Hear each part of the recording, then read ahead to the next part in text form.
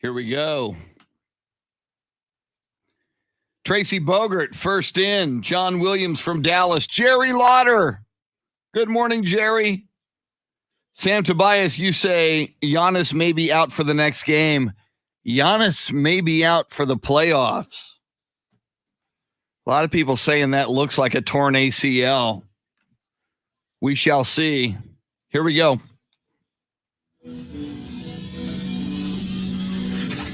Now, Chris Duel. It's a war of attrition.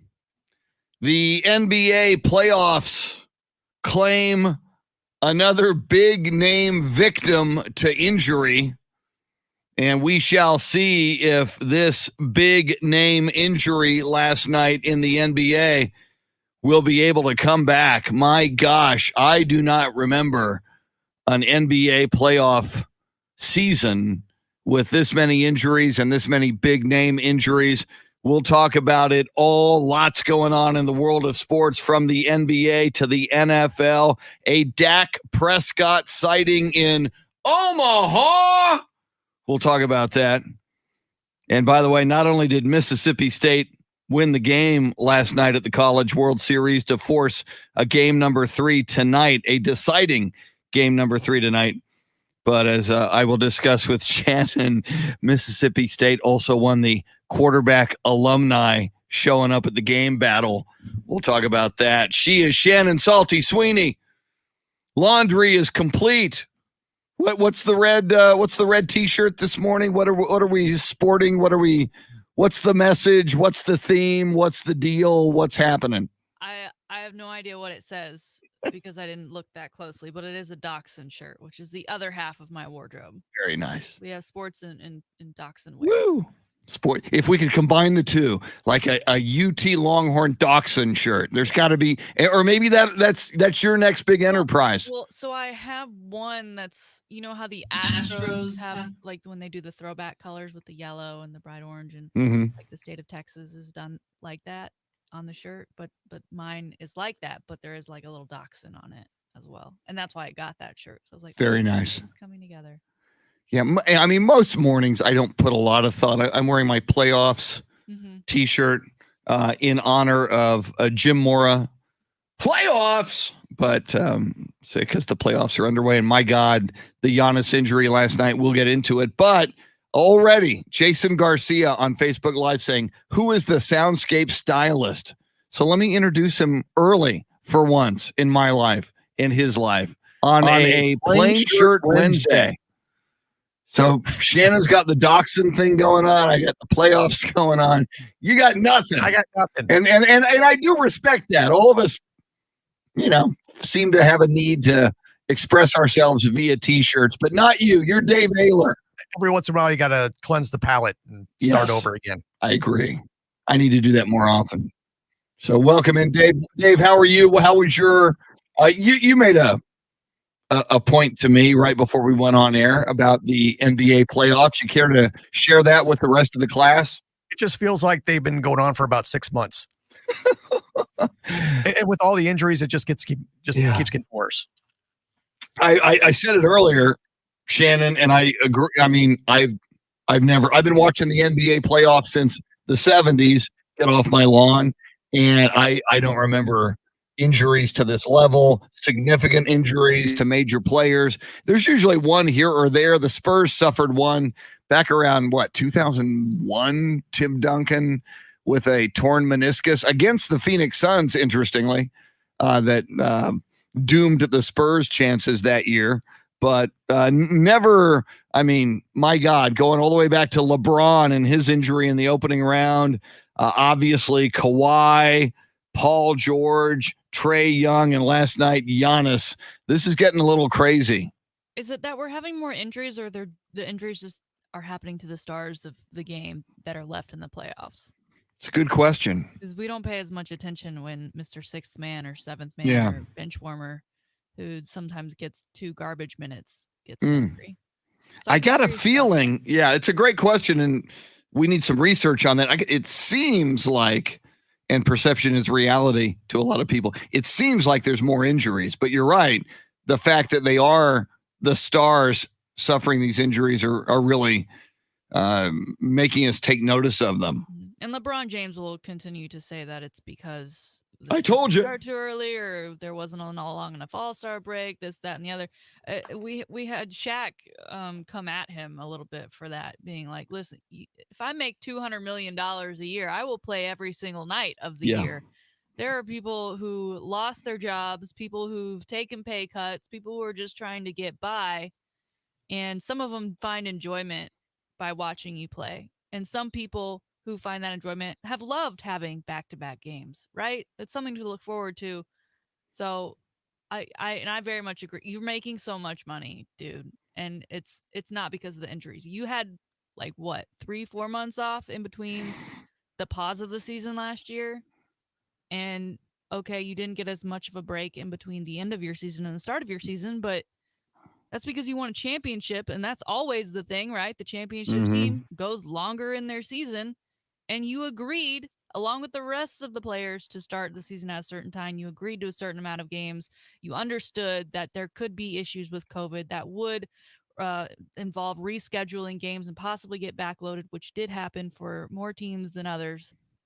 Sorry, bro, but you agreed to the terms of the deal. And I just Googled it, Shannon, because you made a great point and Shaq made a great point. And when Shaq played, and when Kareem Abdul-Jabbar played, and when Wilt Chamberlain played, and when Bill Russell played, those dudes would play every game. And I just Googled, I was curious, when the NBA went to the 82-game regular season schedule, and they did it in the 1967 to 1968 season. Granted, playoffs are longer now than they used to be because more teams make the playoffs. But I mean, it's been this number of teams and this number of playoff games for a long time as well.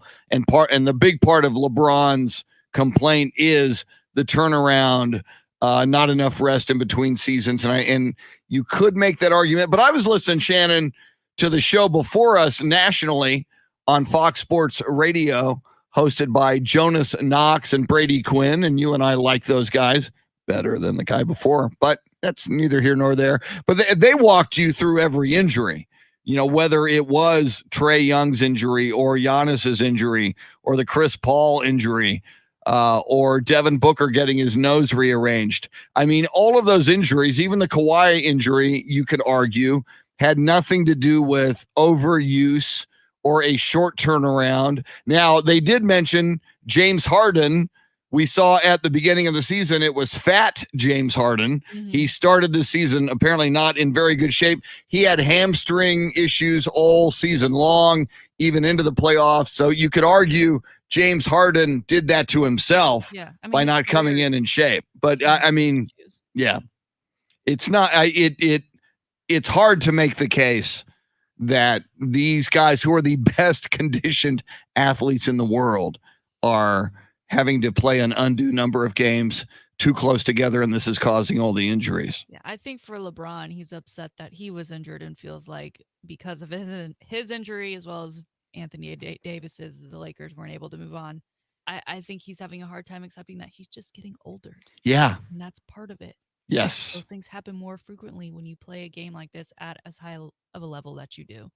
I think part of it for LeBron, you make a great point, is maybe denial, because for so many years, part of what was amazing about LeBron, and there have been many amazing things about LeBron, was he was not getting injured much at all in his NBA career until about 2 years ago, his first year with the Lakers. An injury put him out for a number of games during the regular season. LeBron now 36 years old. And yeah, I think he's not realizing the reality that age will do this to you, LeBron. I know you're the king. I know you're a special human being and a very special specimen and one of the greatest NBA players ever. And you do take care of your body, LeBron, but even you and Tom Brady, Father Time is undefeated. One day you will have to go not so quietly into that dark night. I mean, is this the fall off for LeBron? Are we already seeing it with him being injured and spending more time on the side? Maybe. Yeah. Well, and which also brings up a great question for LeBron. Can he assume a lesser role as he continues to age. You know, I brought up the Spurs and Tim Duncan earlier. You know, the last couple of years of Tim Duncan's career, he had one bad knee, and by the time his final season came around, he had two bad knees. But, you know, the offense changed a little bit. He was still a big factor, obviously, but there was less reliance among or upon Tim Duncan to carry the Spurs. I mean, it's happened with a lot of players. If you get older and you still want to play, you've got to alter your game a little bit and maybe assume a different role and not be the dominant alpha dog that you've been your entire career. You know, there's word that LeBron James would like to play with his son, Bronny, who, you know, if he becomes a one and done, I think is still 2 or 3 years away from coming to the NBA. It'll be interesting to see if LeBron can accept the fact that his body and his age will not allow him to compete at the level that he did for so many years. I think, like, with getting AD in LA, the pitch was, you know, you can't do it in New Orleans. They're not putting people around you. You come play with me, I can get you a championship. You know, you're my +1 to this ride of the championship. And I think now and I don't know that he sees this shift, but what I see is it's not, hey, come play with me, LeBron James, I can help you get there. It's, hey, come play with me, I need your help to get there. Because he couldn't do it alone without AD either. Yes. It wasn't just him being hurt. True. And, you know, and I think a guy whose name just popped into my head because he won so many rings with so many teams, Robert Horry. You know, Robert Horry was never the alpha dog that LeBron is, but he was a great piece. He was a great component. You know, I think LeBron, and he's a big deal. He's LeBron. But I think, and I'm not diminishing him at all, and I'm not really comparing him to Robert Horry. He's much better than Robert Horry was at his best ever. But LeBron, if he plays it right, can still, you know, if he sets up big threes, and, you know, we saw that a big two didn't really work, partially because LeBron was injured and AD had to try to do it himself. But if they get another big time player, and it's looking like you kind of need three, especially now if Brooklyn stays healthy, to combat their big three, maybe you need another big name contributor in Los Angeles for the Lakers to go with Anthony Davis and LeBron. I mean, he can still be a big deal, I think, until 39 or 40 if he plays this right. I think he's a big deal. I just don't think he's the deal anymore compared to the Lukas and the Trae Youngs we're seeing now.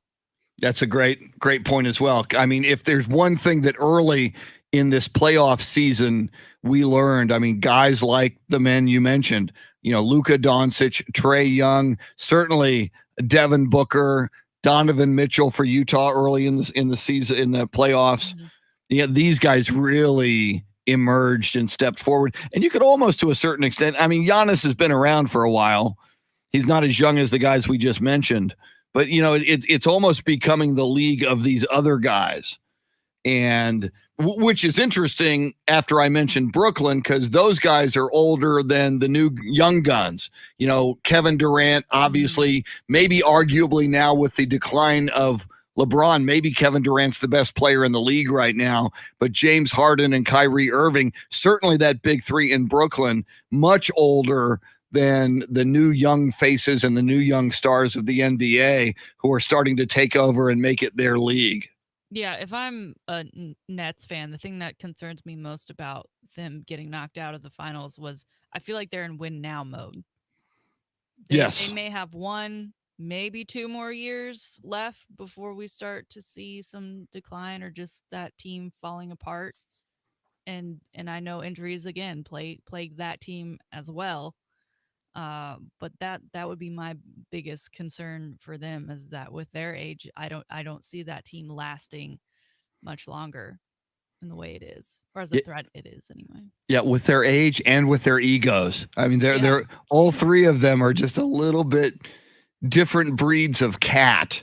Yeah. So it's going to be interesting to see if James Harden, Kevin Durant, and Kyrie Irving can coexist together. Well, Shannon, as we roll forward, this is kind of a tease because I'm such a tease, but I brought it up. I've brought it up ever since Peyton Manning showed up to watch his Tennessee Volunteers in Omaha, which is so appropriate. Omaha in the College World Series. And I thought, okay, Mississippi State, they're going deep. Is Dak going to show up?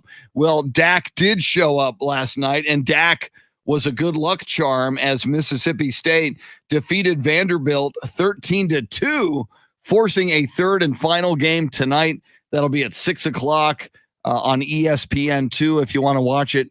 But we won't reveal who he is yet. But Vanderbilt said, oh, yeah, you're going to roll out Dak Prescott? Well, we've got a quarterback. We've got a famous NFL quarterback that people have heard of. He showed up, Shannon, and maybe he wasn't such a good luck charm. And when I heard his name, I was like, really?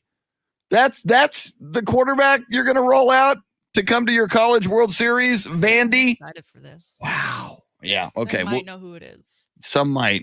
Without looking it up. In fact, without looking it up, if you know a little bit of NFL and college football, I don't know that I don't think Vanderbilt has ever had another quarterback rise to the level as this one. But how high did this guy rise is the question. We'll get into that.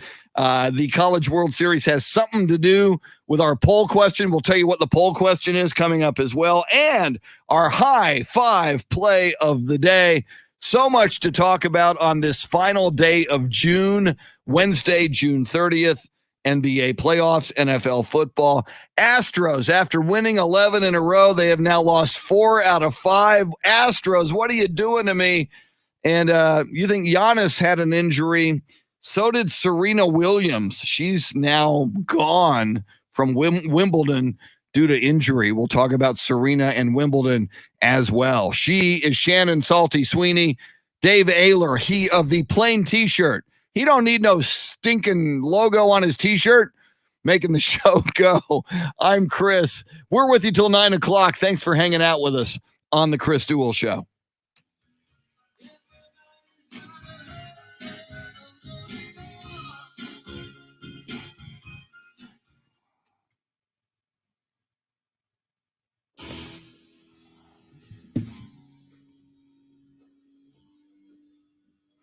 Sam Tobias, that was Clay Travis, who now is on the Rush Limbaugh time slot nationally with, I think, a guy named Buck Sexton.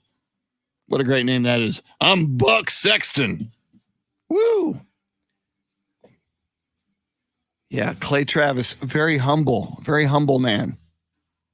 Very humble, unassuming, with no need to brag at all. Okay. Let me think. I need to email. So, okay, that's.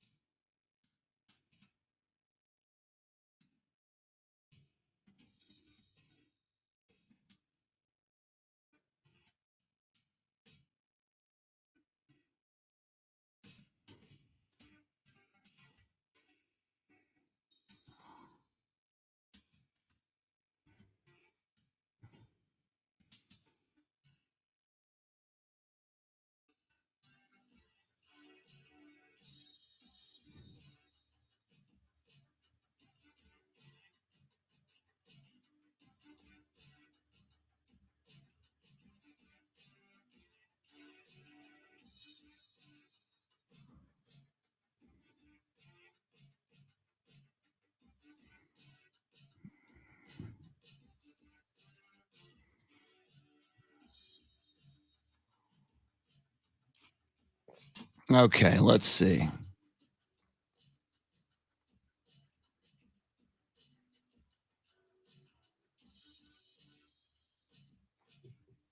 There is that. Whoa. Don't try walking away with your headphones still attached. What was that about?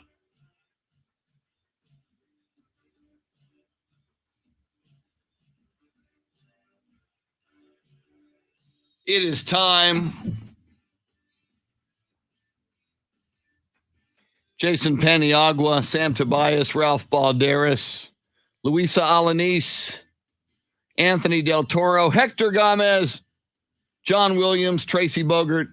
Hector Gomez, the pride of Central Catholic High School, where he has a GoFundMe account to build a 60-foot Sonny Melendrez statue, which will be at the entrance of Central Catholic High School, right across from the 30-foot Jesus statue that will be built. So all students, alums, parents walking into Central Catholic High School can look up with reverence for eternity. I'm assuming that's how long the school will be around.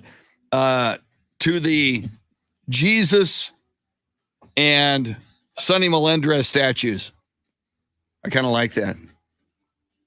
I look forward to contributing and being there at the big unveiling. Very excited. Yeah, I'm out of Black Rifle. Sam, this is Starbucks ground Italian. So I feel very Italian today. Speaking of which, a prequel to The Sopranos. I saw a trailer is dropping. I guess it's a movie, but it'll also be on HBO Max, I think, in the fall. And there's like a young guy who looks a lot like the actor who played Tony Soprano. What's that guy's name? I'll be back in 90 seconds.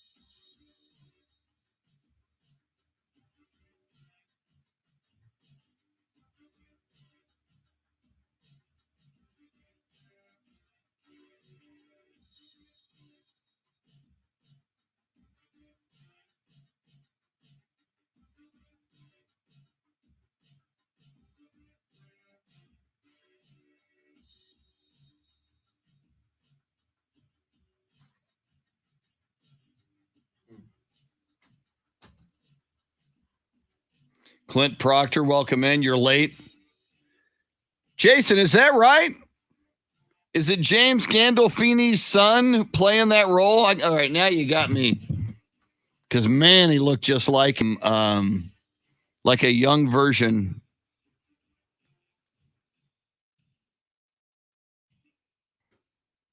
All right. Sopranos prequel. You are right, man. Michael Gandolfini. Holy crap. See, I just saw that. I didn't know anything about this. I just saw the trailer yesterday. Well, Ray Liotta is in it. Loves me some Ray Liotta. It's going to be released October 1st.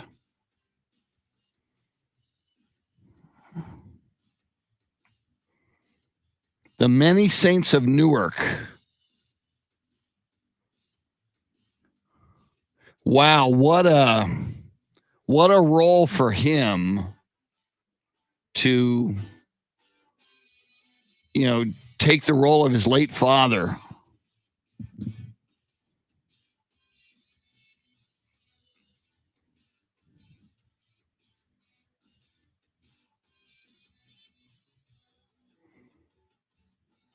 See, I'll bring that up on the show. Yeah, Jason. Yeah, I saw. There's that scene where he's on the phone and some guy yells at him, and he gets into an altercation. And I'm going, man, they got a guy who looks like a young James Gandolfini.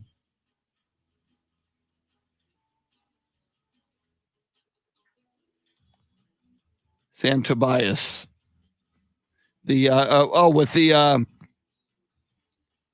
the coffee emojis, is that in honor of our patron saint of coffee? Lucinda Sullivan. I don't see her here either.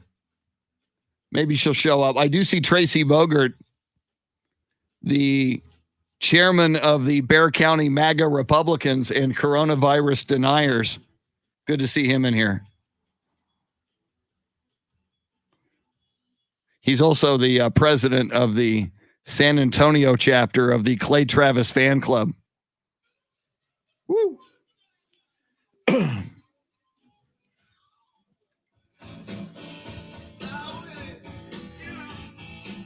Get up. It's a good idea at this time of morning. If you're up at this point, you're up because you have to, unless you're weird.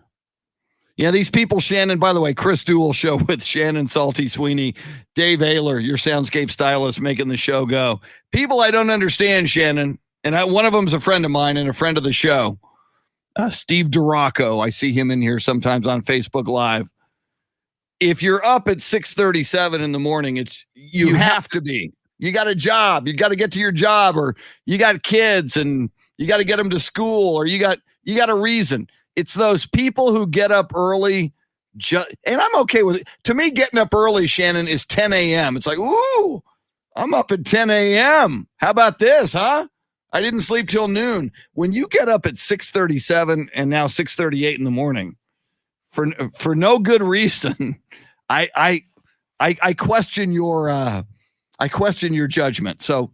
And God love you if you're up early and listening to this show and you don't have to be at work or you don't have responsibilities. But my God, if you can sleep in, sleep in. That's all I'm saying. I have some weekends where this is my sleep in. And you want to sleep longer, but because your body's so used to waking up that early, like, I'm not going to force it. Yeah. I go through that every weekend. It's like, I want to. It's like, I look at the clock and it's like 8:30 in the morning. I go, no, I'm not. No, I'm sleeping till 11. And my body goes, you're awake. Sorry. I just don't want to. I feel like I'll ruin myself for Monday if I sleep too much on the weekends. Like my body won't be ready to go to bed, or I just won't want to get up because I was used to sleeping in. So on the weekends, I just let my body do whatever it's going to do. But so you're kind of on the weekends, you're kind of in that category, though. I mean, you choose to get up early. I'm okay with, I can sometimes go back to bed. If I do get up, I'll go on a walk. But I'm also still a fan of naps, so those definitely take place on the weekends. Yes. Yeah, these hours have certainly introduced me to the wonderful world of naps.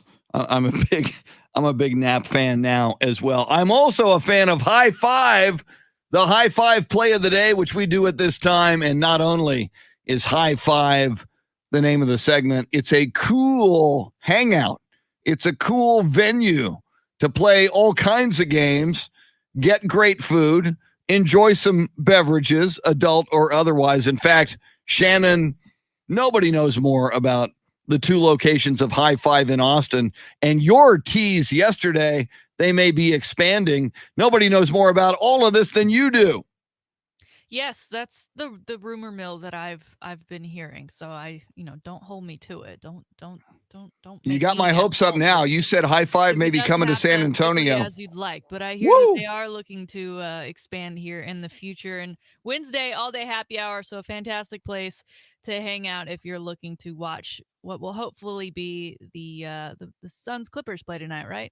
Yes, Hopefully they'll get knocked out, and the Suns please. can finally move on to the NBA Finals. And sticking with the NBA, we're going to give the high five today to both the NBA and Carmelo Anthony, because Carmelo Anthony has won the NBA's first ever Kareem Abdul-Jabbar Social Justice Champion Award. Look at that. Carmelo Anthony's a champion. Woo! Finally. Who would have thought? Now, this is a brand new award which recognizes a player for pursuing social justice and upholding the league's decade-long values of equality, respect, and inclusion.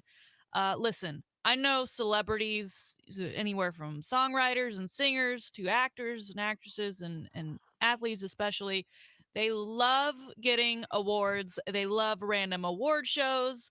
They love it all. And sometimes you're like, do we really need to have 4 different awards for the same thing? And the answer to that is no. But things like this, I love. Kind of reminds me of the Walter Payton in the NFL. I think it's great to recognize players within the league who are doing good with their other works outside of what we know them for. And so I think this is a fantastic award. As I said, it is brand new. So Melo and Jabbar there's no trophy yet. They're going to work on designing a trophy. And Melo was given $100,000 for his charity of choice, and the runners-up were given $25,000 for their charities of choice.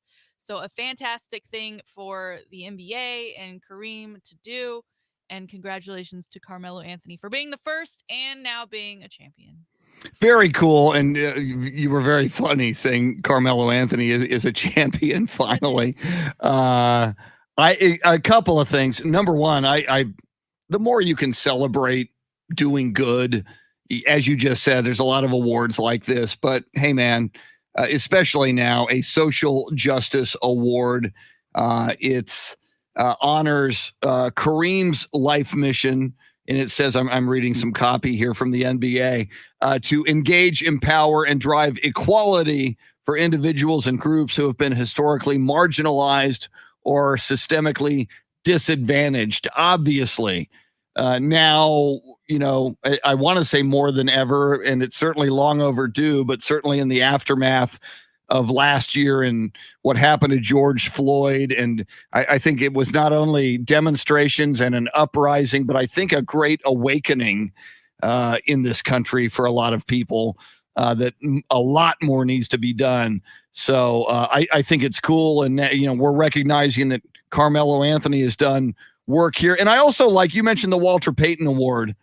And I'm not sure, but I suspect, Shannon, that the Walter Payton Award was started after he passed away. I'm not 100% on that, but whether it is the case or not, Kareem Abdul-Jabbar, whatever you think about him as a player, and my God, he was one of the greatest players ever. You could make the argument for he was the greatest NBA player ever. He's certainly in the top 5, but he has always been outspoken.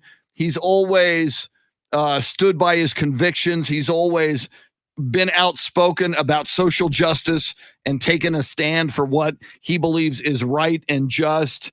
And I love the fact that Kareem is still alive to see an award like this and know that, when he does pass, he will always be remembered for this, not only being one of the greatest players ever, but being one of the greatest human beings who was a player ever and making a difference in this world. And I just want to add, Kareem was previously, before the name change and his conversion to Islam, was Lou Alcindor was his name at UCLA.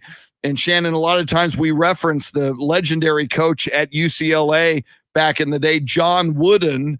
So by extension, I think this reflects very positively. You know, John Wooden was all about, and we're not just playing basketball here, we're about trying to become better men and grow as men and become better human beings. And clearly, wherever the late, great John Wooden is right now, he must be very proud of the man that Kareem Abdul-Jabbar became. And I think part of that was because of who John Wooden was as a mentor for all those years to Lou Alcindor. Yeah, I very much agree. And you're right. I didn't even think about, this is going to be a legacy that lives long beyond Kareem and Carmelo as well as the first recipient. So I love it because not only is it bringing awareness to the good that they're doing, but like I said, Carmelo's getting $100,000 for his respective charity, and the runners up getting $25,000. So they're in turn bringing awareness to those organizations as well. It's just good all around. I was surprised to see it this morning when I was, perusing the web, and it's the first one ever. So I thought maybe we'd have a little bit bigger deal about it. I guess at the NBA awards at the end of the season, we'll get a good speech. Yeah. Maybe even out of both of them. I'm excited to see what the trophy looks like, what they Yes. come up with when they design it.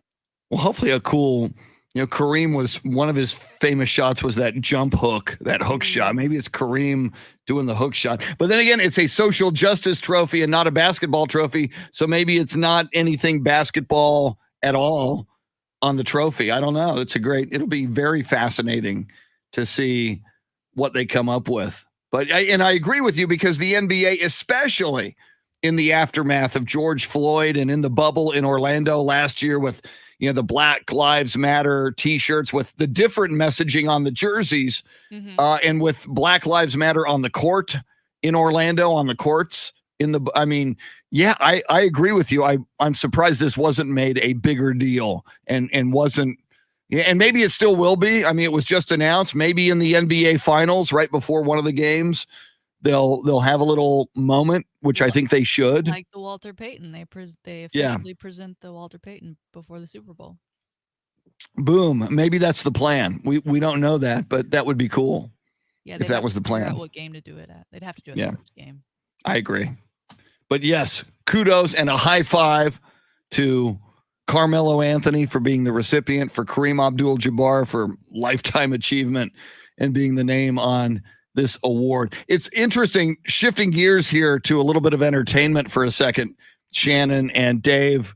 First of all, a question for each of you. Are either of you fans of the long-running HBO, some say the greatest TV series ever on HBO, The Sopranos? Were either of you Sopranos fans? Never seen it. Never seen it, Shannon. Watched it occasionally. I wasn't totally into it like a lot of other people. I liked it. I wasn't a huge fan. I watched a lot of them. I watched the finale. It was a big deal. I heard the finale was pretty weak. Some people see it. It was a very vague ending. Yeah. And you didn't know if Tony Soprano, the feeling was, they're having a conversation with family. They go into a diner and he plays a song on the jukebox and it ends like seasons and end. So it was, and a lot of people think, well, okay, this is just moments before he got whacked. He's a mob boss. They've been killing guys left and right for 10, 15 seasons, however long it lasted, that this is like a final moment of reverie or zen for him before he got whacked. But anyway, James Gandolfini, who has since passed away, was Tony Soprano in that series, and it was very critically acclaimed by many. So yesterday, and Shannon, you can relate to this, and you too, Dave, although you hate Twitter, we all scour the internet a lot, so I just kind of, something will appear on my radar, and I'll click on it. So yesterday I'm on Twitter and it says Sopranos is trending. It's like, what? Sopranos went off the air like 15 years ago. So I click on it and there's a prequel, not a sequel, a prequel to The Sopranos, which is, I guess, Tony Soprano as a young guy before the whole Sopranos thing's kicked in. And it's being produced. It's going to be in theaters, but I believe it's also going to, like HBO Max is doing a lot now, it's going to also drop on HBO Max, I believe in October, and it's a prequel movie to The Sopranos called The Many Saints of Newark. And what struck me, I saw a trailer yesterday, Shannon, and I go, man, the young guy playing Tony Soprano, how did they find a guy who looks so much like a young James Gandolfini? And so that was I didn't do any more research. I just watched the trailer. I go, wow. The biggest thing that struck me was how much he looks like James Gandolfini. So I'm on Facebook Live during the break here at the bottom of the hour. I go, man, did anybody else see that prequel? I think I sure looked like a young Tony Soprano / James Gandolfini. And was it Jason Penny-Ogla? Somebody goes, that's his son. It's the son of. What better way to find a guy who looks like the guy who has since passed away, who played Tony Soprano, than grab his son? His name is Michael Gandolfini, and my God, the resemblance is haunting and uncanny. And I'm sure if you go look, you can find that trailer all over the place if you're interested. It's called The Many Saints of Newark. But imagine that, Shannon, your dad, his biggest crowning achievement as an actor and what he will forever be known for is this role as Tony Soprano. And you, A, get the opportunity, and B, are challenged with the pressure of playing that role, a young Tony Soprano in a prequel. I think that's kind of a cool little side story to what should be a very celebrated movie coming out later this fall. I hope it goes well. Yeah, I have to say. True, because sometimes they don't live up to the expectation. Well, and didn't Ice Cube's son play Ice Cube in Straight Outta Compton? Yeah. There you go. And yes. He looked exactly like. And one of my first thought was, because we're seeing all these like Hollywood nepotism. Well, no, it wasn't that, but that is something. All these like AI deep fake, like the Tom Cruise videos on TikTok. My first thought was, okay, they got an actor, and this is like a computer, because he looks so much like young James Gandolfini. I was like, all right, they got an actor. This is like AI. This is like deep fake being used for Hollywood. But no, it's his son.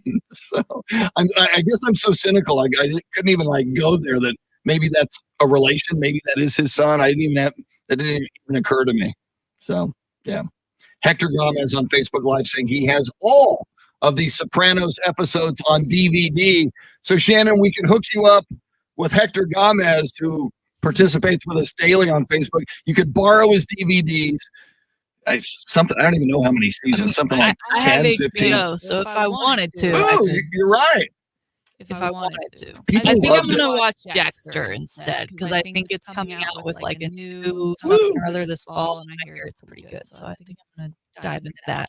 The good news is Dexter, like The Sopranos, from what I understand, lots of violence. Isn't he like a serial killer who kills serial killers, which is a great premise? I just know I just know murder. Yeah, see, I think that's the premise. He's like a forensic investigator. Yeah, Dexter, and what he does is he's a serial killer, but he kills serial killers, which I think that is tremendous. The trailer for whatever's coming up in the fall aired. I was watching Black Monday last night, so that appeared prior to, and I was like, oh, I'll get into that. I can get into that. Very nice. Well, in the lead character, and I know we're up against it, and we got a sports update coming up at the top of the Michael C. Hall, who plays the lead character in Dexter, was in what is my favorite HBO series ever called 6 Feet Under, which was about a funeral home and a family that ran an independent funeral home. And it was like, maybe that was 15, 20 years ago by now, but if you ever want to go look up an HBO series, season 1 was spectacular. The other seasons, not so much. All right. Coming up, we will dive headlong into the NBA, into the NFL, College World Series. We'll talk a little. Oh, we got to reveal the Vanderbilt quarterback who was there opposite Dak. We'll do that coming up as well. She's Shannon. I'm Chris. It's the Chris Duel Show. Got to do that. Got to do the poll question. Jason says, love Dexter, hated the way it ended. I have not. I loved Michael C. Hall in 6 Feet Under, and I love 6 Feet Under, but I have not seen Dexter. I have not seen an episode of Dexter yet. And I say yet because I'm open to it. I just don't know why. It's like I missed season 1, and then you miss season 1, and you. Now I did do this. I think it came out 7 years ago, and I had always heard that True Detective season 1 with Matthew McConaughey and Woody Harrelson was tremendous, and that the other seasons were not so good. And I never saw True Detective, and I think it's on Hulu now. Anyway, I started watching, I guess it's 8 episodes. I've watched over this past weekend the first 4 episodes of season 1 of True Detective with Matthew McConaughey and Woody Harrelson. It's outstanding. Matthew McConaughey, who we know is a great actor, my God, he's amazing in True Detective. Just saying.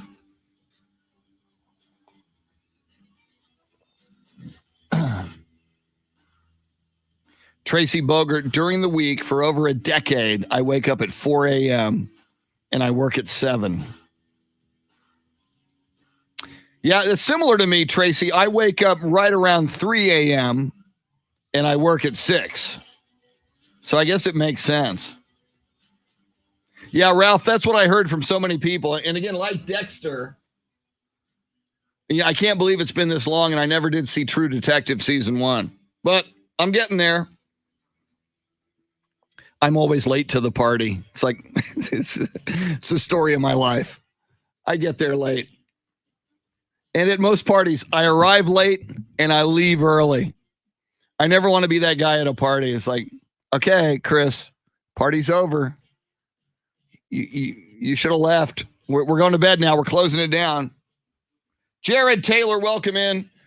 Jared, I work 12 hours, go to bed at 8 and wake up at 3. Jared, good for you, man. And I've been doing this morning show since February of a year ago. So I guess we're at about a year and a half now. I still struggle to get to bed early. I know I should be in bed by 8 or 8:30, and I'm a night person, and it's still such a struggle for me to do. It's crazy.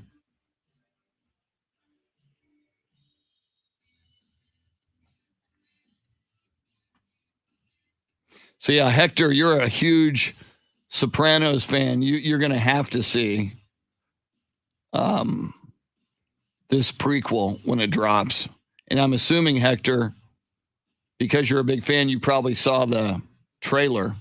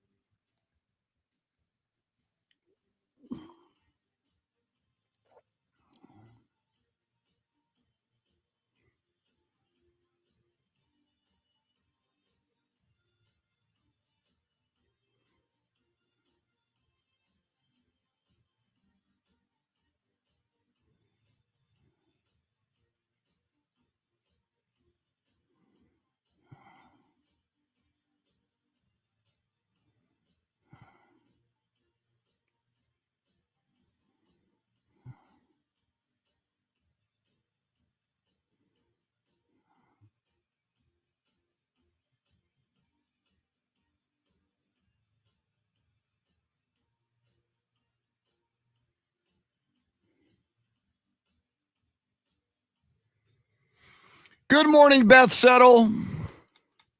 Welcome in. Jason says James Borrego,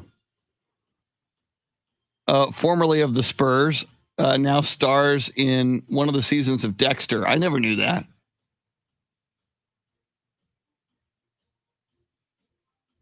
Yeah, Ralph Balderas, I did see Matthew McConaughey drinking the Lone Star beer in True Detective.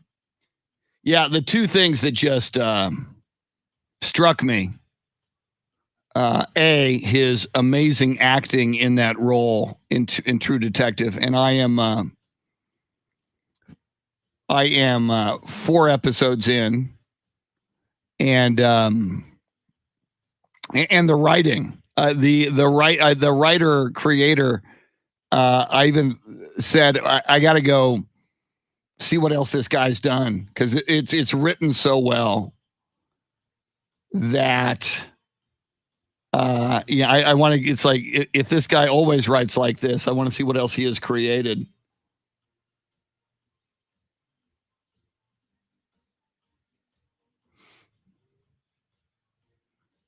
Seven o'clock hour just about upon us.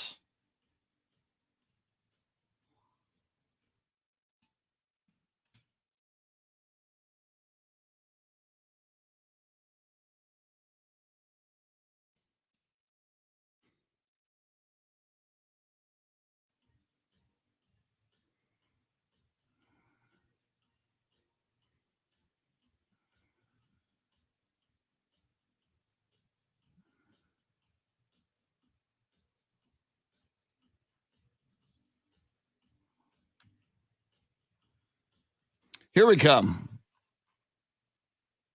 Yeah, that's crazy, Jason. I'm obviously very familiar with James Borrego, and I never did know that. Here we go. 7 o'clock hour. 95 today. Listening to the Doors, I was hearing LA Woman on Sirius XM on the way in this morning by the Doors. It's maybe the greatest rock and roll song ever. Certainly top 10. Now, Chris Duel. Welcome in as we proceed into this 7 o'clock hour on this, the final day of June 2021. Are you kidding me? I guess, Shannon, as we, I'd have to do some math and do 365 divided by 2, but it's kind of like 6 months down, 6 to go. We are just about at the midpoint of 2021. This year seems to be going by quickly to me. What about you? I think so. I'm okay with that. I'm okay with that. Well, we wanted to get out of 2020. It's right. Like, please get us to 2021. Well, because 2021 has been promising in that things have been opening back up and getting back to this new normal. But there's still some ways to go. There's still people that are getting vaccinated. And I feel like once we get to the end of 2021, we'll be that much closer to being at ease again. Woo! Hopefully. Yes. And again, you mentioned getting vaccinated.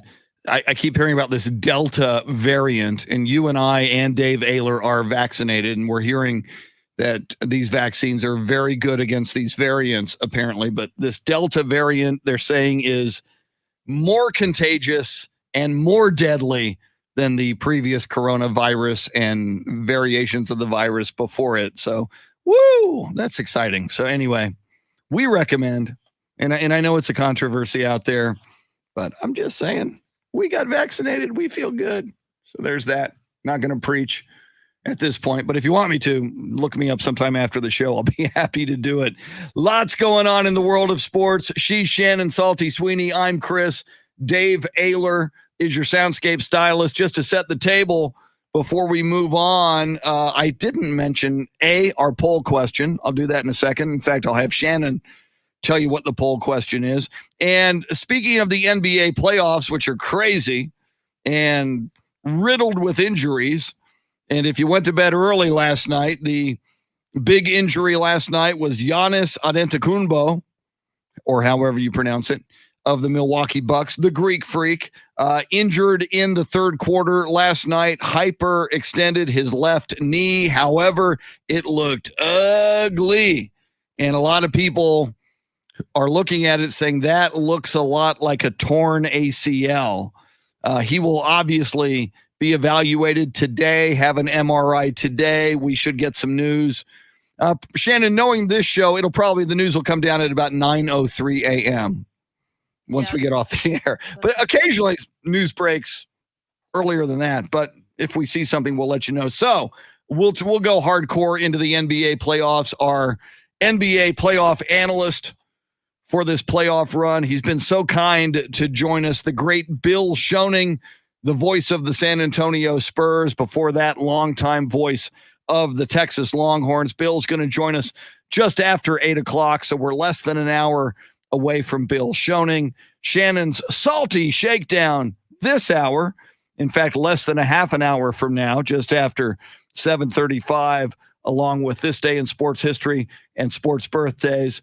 And at last, Shannon, we get to our poll question of the day. And what might that be? Yes, asking who wins the College World Series tonight, because Mississippi State got the win yesterday. And I believe there was another rain delay, because of course there was, prior to game 2. Mississippi State, 47%. Vanderbilt, 10%. Who cares? 42%. I mean, who cares? My team's not in it. I don't care. 42% of the people just don't care. It's the College World Series, and 42% just don't care. Now, we do know, Shannon, that Dak Prescott cares. Dak Prescott was there last night in Omaha, cheering on his alma mater, Mississippi State. You know, we had speculated ever since Peyton Manning showed up to support his alma mater, Tennessee, which was dispatched by the Texas Longhorns. See ya, Peyton. You can leave now. Your Tennessee Volunteers are done. So Dak shows up last night, and I got to assume he'll be there tonight. So if you do watch it, it's on ESPN2 at 6 o'clock tonight. You will probably have a Dak Prescott sighting. However, Shannon, Vanderbilt said, oh, okay, Peyton Manning showing up for Tennessee. All right, fine. Dak Prescott in the stands tonight for Mississippi State. Okay, that's okay, because we got a quarterback. We got a Vanderbilt alum who went on to have an NFL career. And Shannon, he was there. Take that, Dak Prescott. I'll lay your Dak Prescott and I'll raise you. Shannon, you know who he was, I do believe, who was there representing Vanderbilt at quarterback last night in Omaha. Well, I don't know for sure, but I've got two names. Okay. I think the name you're thinking of is Jay Cutler, because I don't know what else he has going on yes, himself. It was Jay Cutler. Who else did you have? Aaron Rodgers' little brother, Jordan Rodgers, aka the winner of The Bachelorette, Really? aka practice squad member for a couple of NFL teams after his Vanderbilt career, and now a member of the SEC network. You are so good. I totally forgot about Jordan Rodgers, and I darn near forgot about Jay Cutler. I wish I had forgot. Is that a good thing? If you're the Vanderbilt baseball team, it's like, wow, look over there. It's Dak Prescott. Yeah, he went to Mississippi. Hey, we got Jay Cutler over here. Well, and ironically, both of those guys, Jay and Jordan, are both probably more well known to the masses for their appearances on reality TV shows. Wow. With their wives / future wife that he met on the dating show, than their short-lived, not very great looking professional football careers. Jay Cutler, just kind of the poster boy for underachieving. I just pulled up his Wikipedia, although he did go to a Pro Bowl in 2008.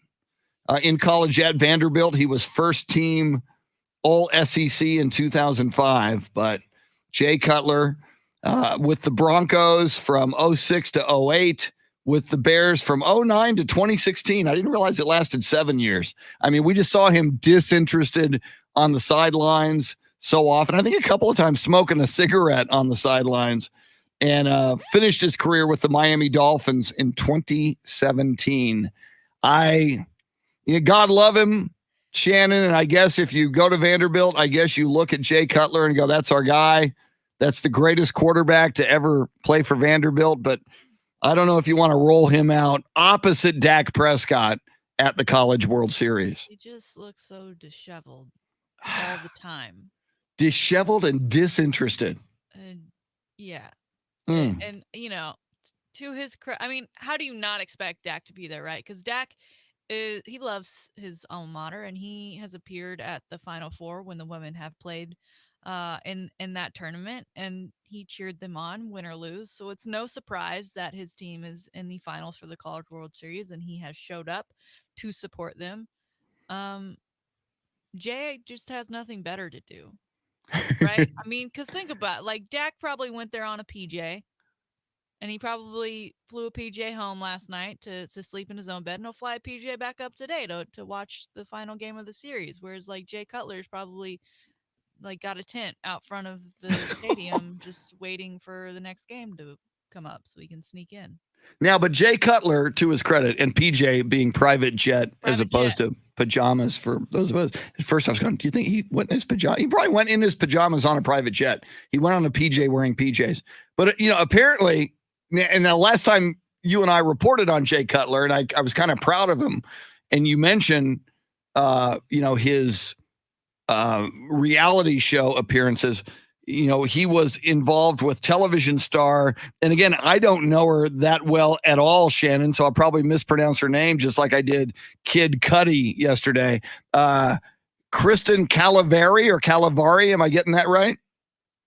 Do you know her? I think it's Calavari. Calavari, all right. It's like very Calavari. Very Calavari. There you go. I don't know anything about her.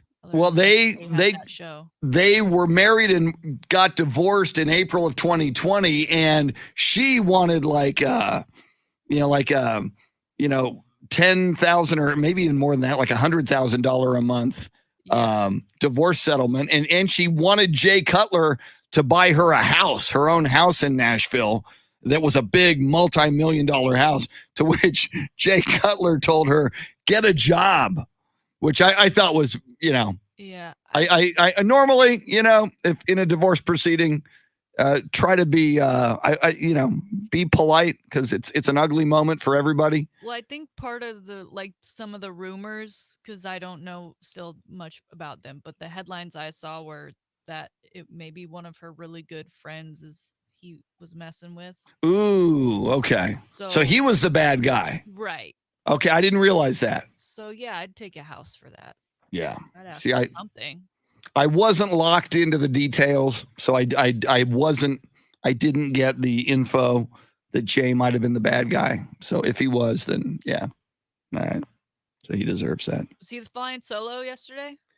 I did not see the game because I was in the Who Cares cat. Now that I know Dak is there, and tonight's the finale. So, you know, winner takes the College World Series. So I will probably tune in now and then. I will probably, let's see.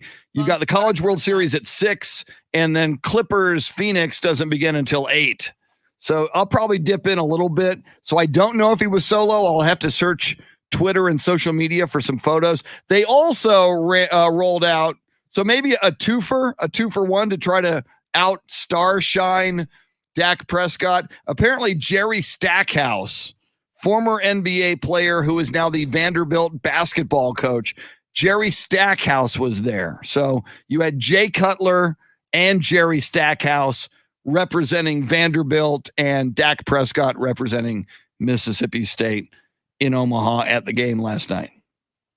Is the basketball coach being there newsworthy, in your opinion, compared to a Dak Prescott? Not really, although I think most of us have heard of Jerry Stackhouse. Jerry Stackhouse had a decent career.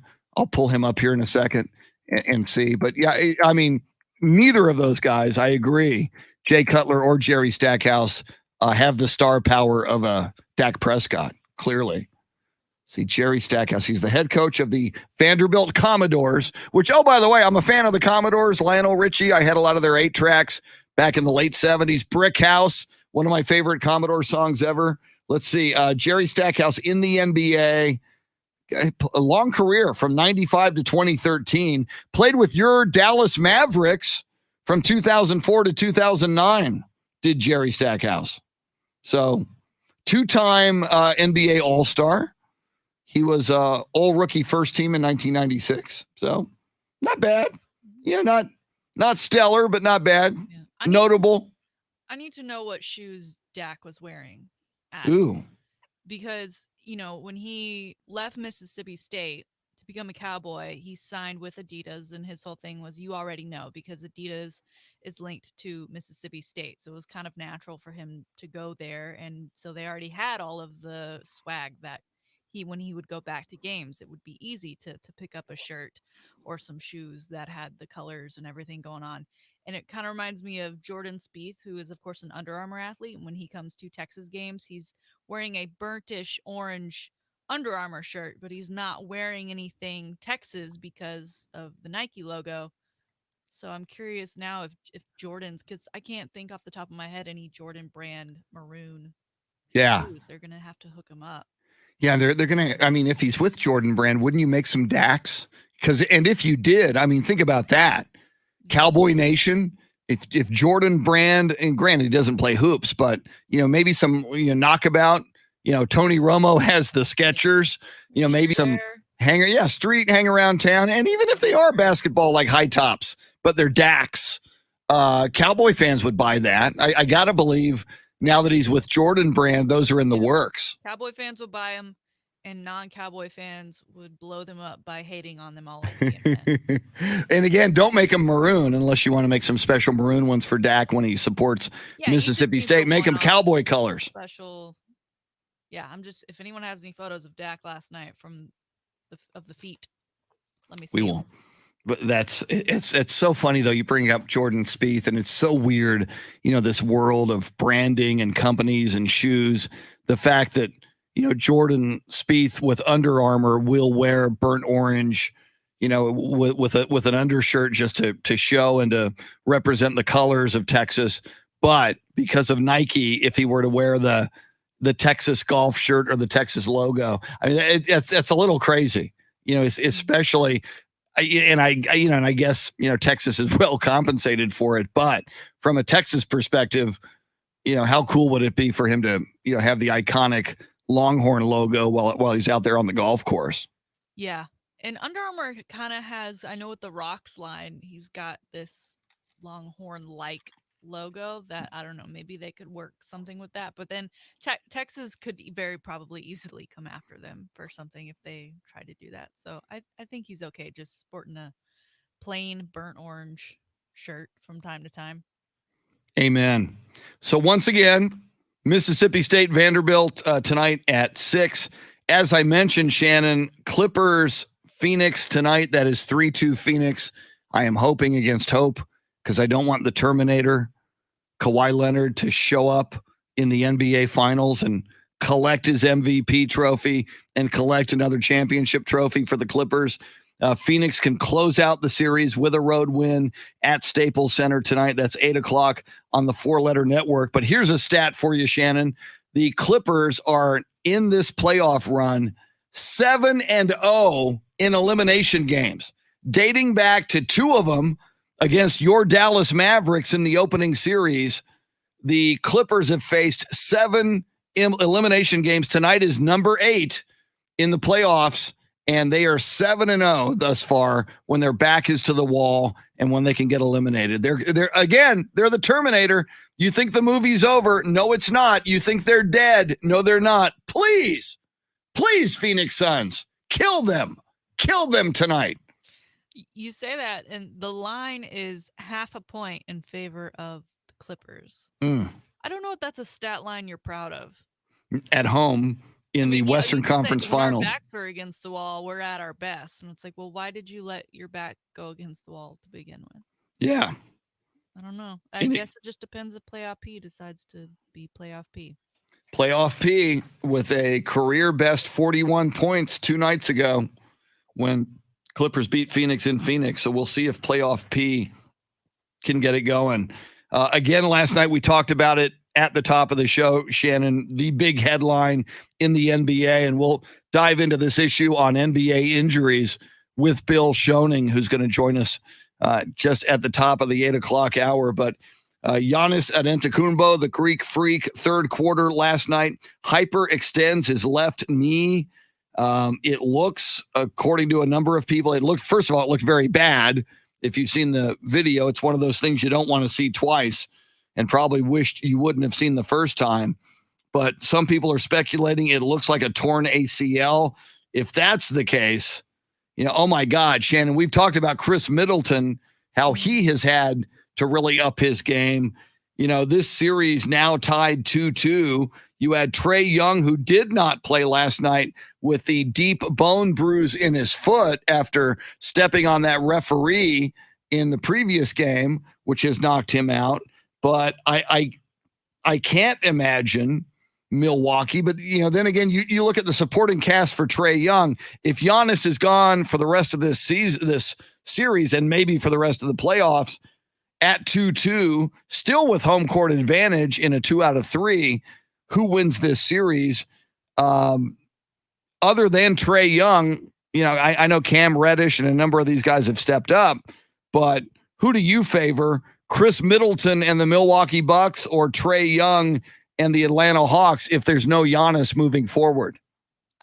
I kind of like the Hawks after last night. I mean, they led most of that game anyway, and when Giannis went out, they were still winning prior to, and then obviously ended up getting the win. So I like them. They excite me a lot less though without the electricity that is Trae Young. And Giannis, if it is an ACL, I mean, you have to think he's out for a good chunk of the beginning of the season.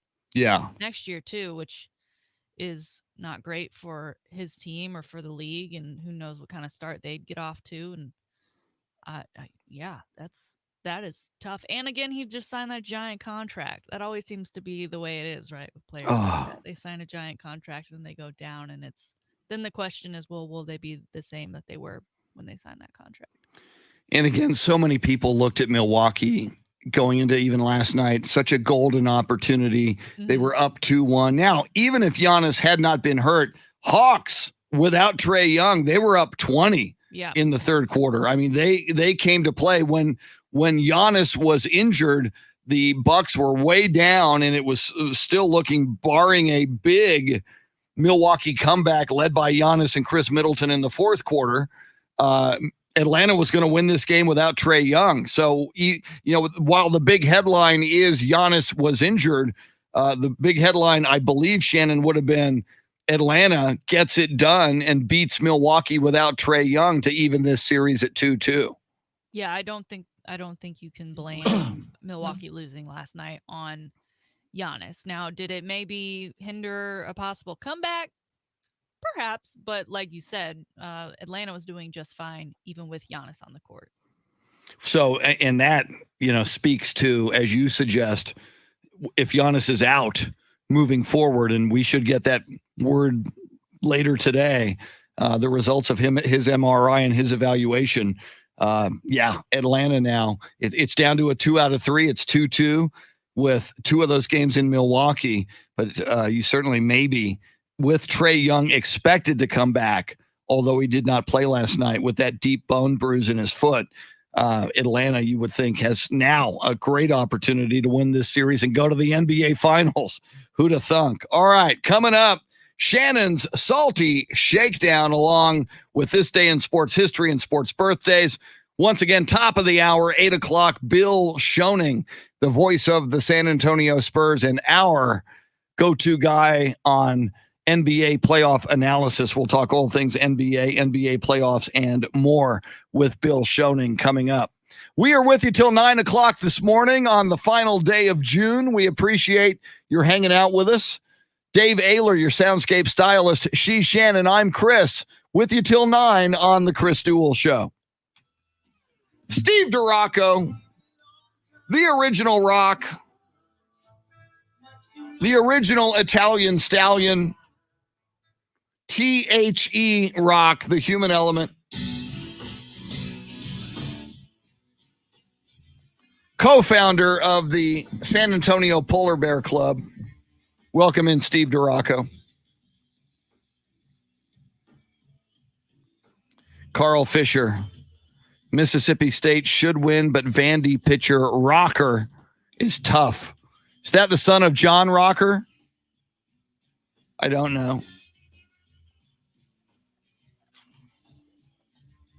I may Go grab another hit of coffee. I had to charge my Fitbit because it was out of juice. So I'll now go get credit for these steps I take to the coffee maker. Paul Lamb points out Jay Cutler signed for $126 million with the Bears. So I doubt that he's in a tent. Yeah. Good point. All right. Let us re-coffee ourselves. Jeff Garcia, not soon enough. I think it's going to be in 2022. But that is the reason I have Apple Plus TV or Apple TV Plus. For All Mankind is outstanding. For any of you who don't know, it is an alternative history, and it starts in 1969. In the summer of 69, the Russians, the Soviets, land on the moon before the Americans, which sets into motion an entirely different historical timeline of lunar and space exploration. And just brilliantly conceived, great characters. Some things that actually happened in history still happen. You know, Reagan is president in the early 80s. It's so good. It is just so darn good. I highly, highly, highly recommend For All Mankind. So, Jeff Garcia, you're a witness. I appreciate that. I'm going to grab coffee. I'll be back in about 2.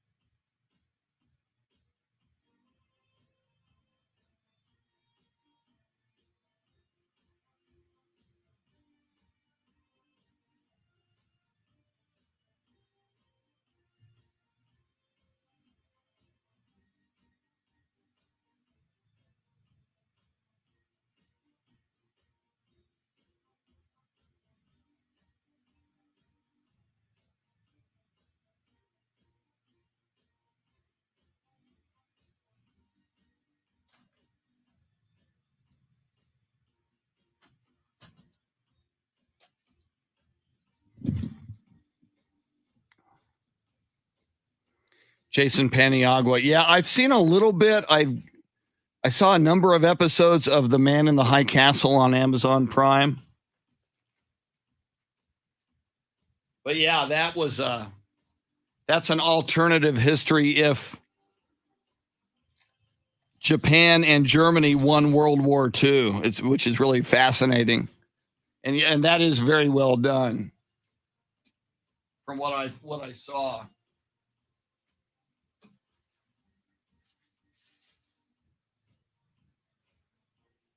Today's iced tea, Tehava. I got this at Whole Foods, so it's very shishi. It's the only iced tea they had.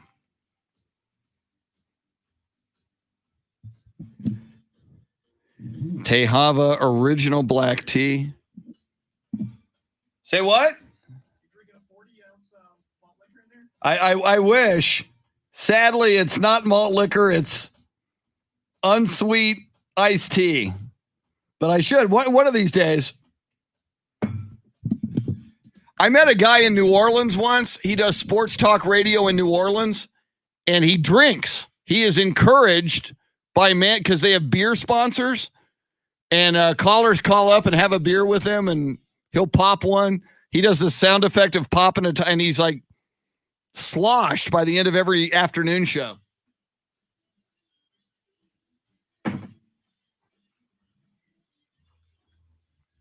Chris Duel Show, welcome back. Dave Ayler, our soundscape stylist, just accused me of drinking a malt liquor in studio. It's not a malt liquor. It is a, I normally go to H-E-B. I drink unsweet iced tea because I don't, sweet tea is just too sweet and lots of calories and lots of carbs. Dave, so this is and I showed the people on Facebook Live. So they didn't have, at Whole Foods, they didn't have, like at H-E-B, they got a big old jug of H-E-B unsweet iced tea for like $2.89. You get like a ton of it for $2.89. So it was Whole Foods, so it's shishi. So it's Tehava unsweet black tea. And it comes in a bottle that looks like a big old malt liquor bottle. Like you're tipping a 40 for a homie or something. In there. However, though, this is a great idea. Now I could like get a funnel and I could put malt liquor in this and just bring it to work. And if Brian Gann, the boss man, was, oh yeah, I'm just having some unsweet iced tea. It's what it is, unsweet iced tea. Make yourself a brass monkey. Yeah. Ignore that scent on my breath, that smell of alcohol in my breath. Thank you. Shannon, you ever drink on the job? No. I was telling Dave right as we came back. In New Orleans once, I met a sports talk show host. Forgot his name. He's a Facebook friend now. I could find it. It's been a few years. Anyway, he does an afternoon sports talk show in New Orleans, and not only does he drink every afternoon on the job, but he is supposed to. He's got beer sponsors. Name the beer, whatever the beer. Hey, it's Chris and Shannon, and we are sponsored by Bud Light, and so they drink, but he's encouraged to. I mean, it's management's okay with it. People call in, they go, "Hey, Bob, have a beer with me," and he's got a sound effect of popping a top, and he does. He'll have a beer with you as you call in and talk sports. So, I mean, I've been to remotes that were for beer. Yes. And you're just hanging out there, but like on air. No, that's frowned upon, isn't it? Yeah. And it's here in Austin. We're next to the Dulce Vida, which is a tequila, which is awesome. And on National Margarita Day, they brought tequila or margarita machines over and made us drinks and stuff during like the last 2 hours of work. So yeah. And I've stayed late just for those days. Well, and especially if it's a sponsor and they're bringing you. Yeah. I mean, who are you and who am I to refuse a gift from a sponsor? Right. I don't actually drink this. I just talk about it. Like, hey, yeah, we're gifting you a margarita. I mean, it's rude to not take that margarita and slam it. Hey, Chris, do you remember the parties we used to have at the old building? I was never invited, but Oh, wow. what parties are you referring to? Well, we used to have a party for just about everything in our back parking lot, Yes. and there's always some drinking going on back there. And was it a tile company that was next to us? I think it was, yeah. There was one time, and I think this might have been before I was there. They called the police on us Whoa! because we were too loud. At what time of day? When was that? No, it was like in maybe 6 or 7. My goodness. I was thinking, at 3 a.m, if you're too loud, maybe. No, it was nothing like that. No, it was, or maybe it was 4 or 5 in the afternoon, it wasn't. And basically the Balcones Heights Police Department came there and just said, try to keep it down. And then they left. We gave them a hot dog and they left. The drunken radio people were too loud in Balcones Heights, Texas. That's hilarious. All right. So no, I am not drinking malt liquor, but if management would allow, why the heck not? Especially if we get a malt liquor sponsor, that'd be good. And again, someday when Texas joins 20 other states and legalizes recreational cannabis, that's my dream, Shannon, to have a cannabis sponsor and maybe even a medical cannabis sponsor so that we can help the people. And again, if someone is a sponsor, you and I, Shannon, it's our duty to test their product and only endorse a product that we believe in. So there's that. Sure. Woo! We take courses on endorsing. So exactly. It's part of our rules and guidelines and regulations. Thank you. So come on, Greg Abbott. We know you listen to the show. Let's get the ball rolling in Texas. Look at all that tax revenue that we could charge if we legalized it. Legalize it. Don't criticize it, sings Peter Tosh. All right, moving on. Shannon's Salty Shakedown within moments. But first, sports birthdays and this day in sports history. Speaking of radio, on this day in 1934, June 30th, 1934, Detroit radio executive George Richards bought the NFL's Portsmouth Spartans. He bought the team for $7,952.08.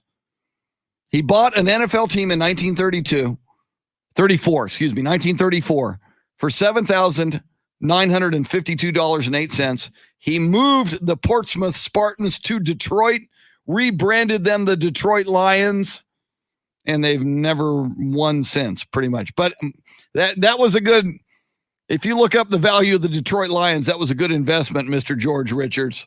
This day in 1962, LA Dodgers future Baseball Hall of Fame pitcher Sandy Koufax pitches his first of 4 career no-hitters as the Dodgers beat the New York Mets 5-0.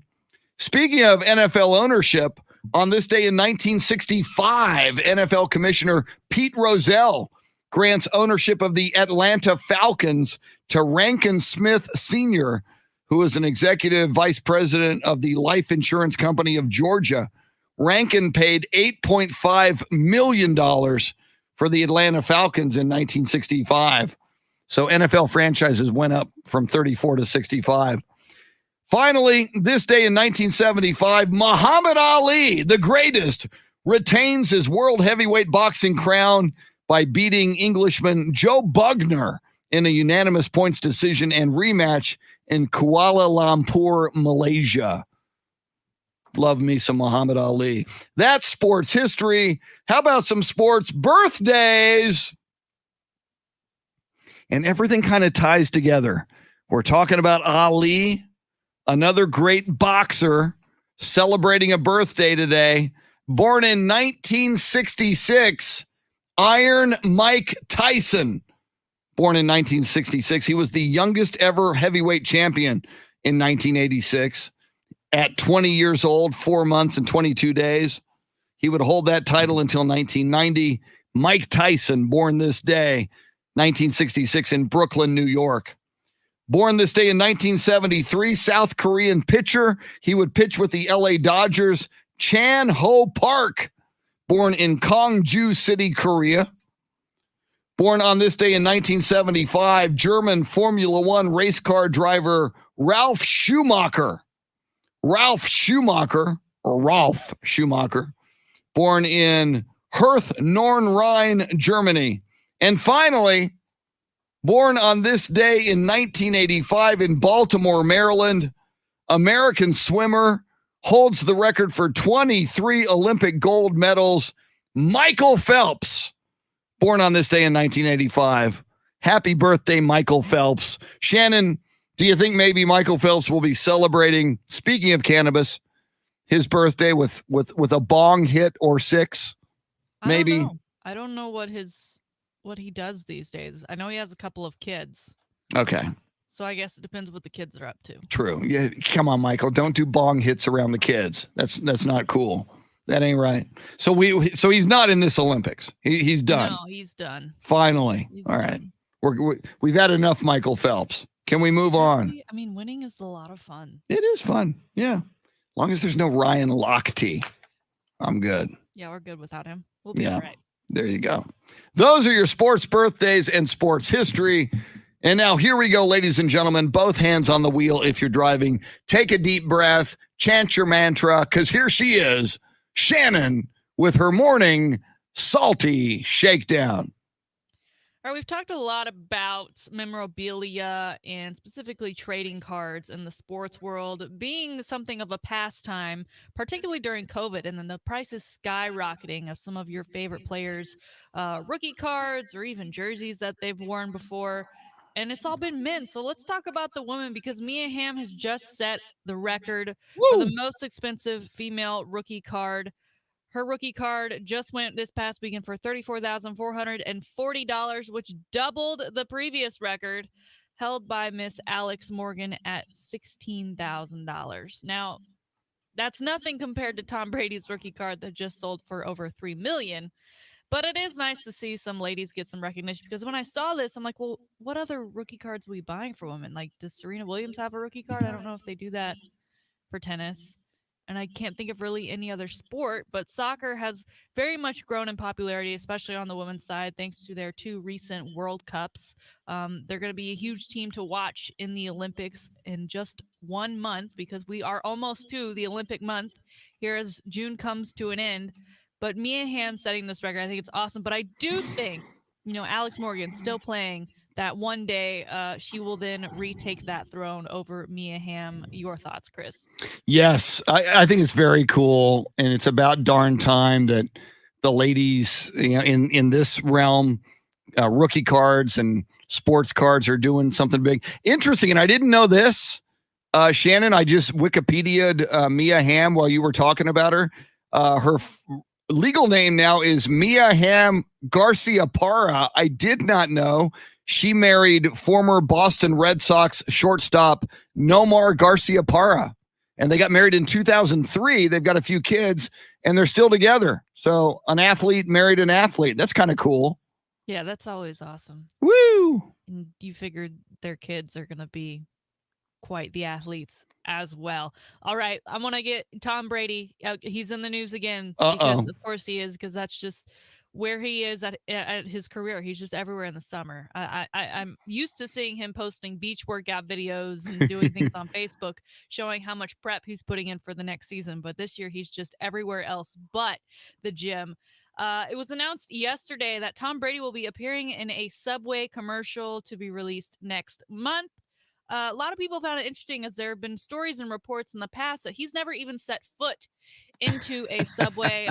Apparently, though, last year during a podcast that he did with Dax Shepard, he did admit that while he was at Michigan, he did frequent Subway specifically for a meatball sub, which I'm pretty sure of all the things you can get in Subway sandwich-wise is probably one of the more unhealthy ones.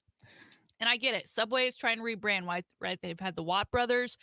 They've currently got Tony Hawk and Megan Rapinoe, right? Trying to say, back to the eat healthy, eat fresh, eat fast, that whole thing, as they try and bring their status back up to prominence in the sandwich world and quick service.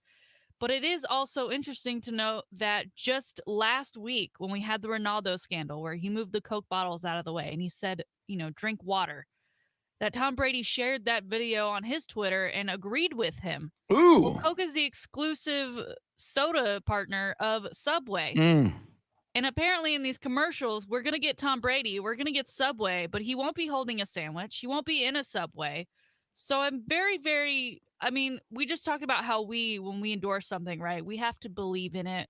We Yeah. have to usually test it out, right? We can't And use it. say something because it's on a script. How?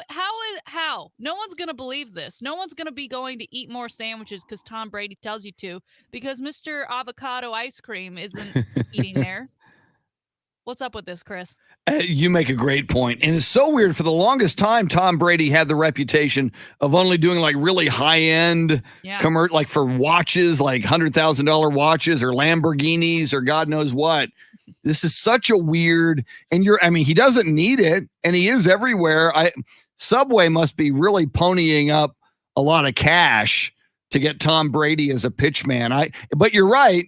I mean, he's not going to set foot anywhere near a Subway, which draws attention to the fact that it's not as healthy as what Tom Brady might eat. It is kind of a weird marriage, a weird relationship here. Yeah, I don't think I would have ever pictured. I mean, I guess if you were to lay out all the sandwich places, I guess I'd pick Subway just because they are known for putting athletes as endorsers. But the fact that Tom Brady has agreed to this is hilarious. But I do also love that he's given the stipulations of I'm not going to actually, basically saying, yeah, I'll do it, but I'm not actually going to eat it, which is like, why bother? But okay, moving on as we get into the month of July, Chris, it's the ESPYs. And we talked earlier about Carmelo Anthony winning the NBA's first ever Kareem Abdul-Jabbar Social Justice Champion Award. But we've got some ESPY awards, which are, of course, the annual sport awards that are given out during the summer to some of the top athletes and teams. So I want to run down the nominees with you. Of course, that show, by the way, July 10th, 7 o'clock on ESPN, hosted by Anthony Mackie, a.k.a. the new Captain America, and Maya Moore, set to be given the Arthur Ashe Courage Award. If we recall, she walked away from basketball to help free a wrongfully convicted man. Pretty fantastic. But our other nominees, of course, Best Athlete Men's Sports. You ready? Yes. Tom Brady, Connor McDavid of Edmonton Oilers, if you didn't know, Nikolai Jokic, and Lewis Hamilton of F1. Your vote, Chris. Got to go Brady. I mean, how many people have done it at the advanced age? I know I'm biased here because I've become a Brady fan now that he's doing it as an old man. But I go Brady. What about you? I like Brady in this just because, like, he's the popular guy right now. I think people tune in to see it. If we know how most award shows work, that's typically where those go. Who's going to get the eyeballs? All right, Best Female Athlete, Naomi Osaka, Simone Biles, Amanda Nunes of the UFC, and Breanna Stewart of the Seattle Storm. So I'm a little Texas Houston biased, but she is phenomenal. She's back at the Olympics. She's setting records. I got to go Simone Biles. You? I almost give it to her because we know she's going to medal in something in the Olympics. Yeah. And just a precursor because the awards are happening before the Olympics rather than after. All right, Best Breakthrough Athlete. We've got Justin Herbert, Los Angeles Chargers, Chase Young, the Washington Football Team, LaMelo Ball, who, of course, Rookie of the Year for the NBA, and Crystal Dangerfield of the Minnesota Lynx. It's nice to throw a woman in there. Yeah, I never thought LaMelo Ball has really overcome his dad, which is a big thing, and has really emerged as kind of a big deal. I'd go LaMelo on this. Okay. I like it. I mean, and he's also, I haven't really seen much from his dad, he's disappeared. You're right. It's easier to enjoy LaMelo's success. Yes, somebody got to his dad. Maybe hopefully his sons. I'm very much okay with that. All right. Finally, we'll end with Best Team. We've got Tampa Bay Buccaneers, Stanford Cardinals, NCAA Women's Basketball, Baylor Bears Men's Basketball, Alabama Crimson Tide Football, Sooners Softball, Seattle Storm WNBA, or Los Angeles Dodgers MLB. Of course, these championship teams. Which is your favorite? I hate Alabama. I hate Oklahoma. Sports hate. Got to eliminate them.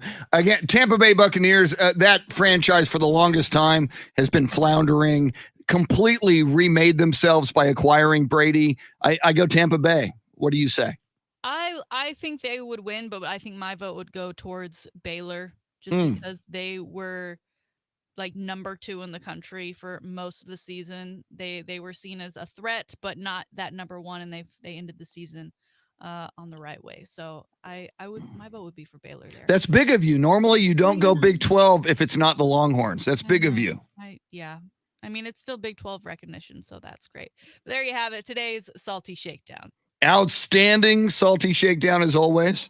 Very informative. And now I know to write July 10th into my calendar for the big old ESPY Awards. Very, very cool. Coming up, Bill Schoening, not only the voice of the San Antonio Spurs, not only longtime previously voice of the Texas Longhorns, but he is our NBA analyst. What Bill has watched more basketball than any of us up close and personal.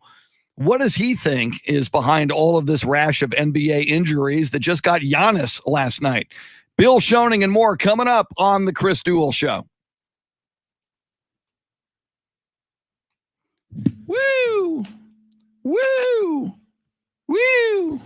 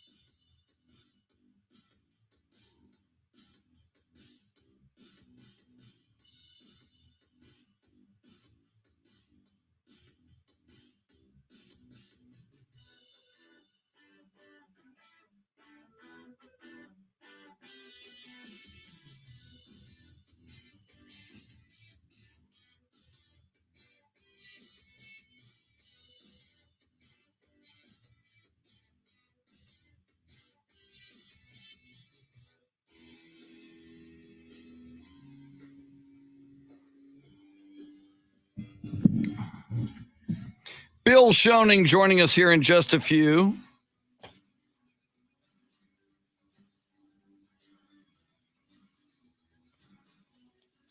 Have some more of my malt liquor.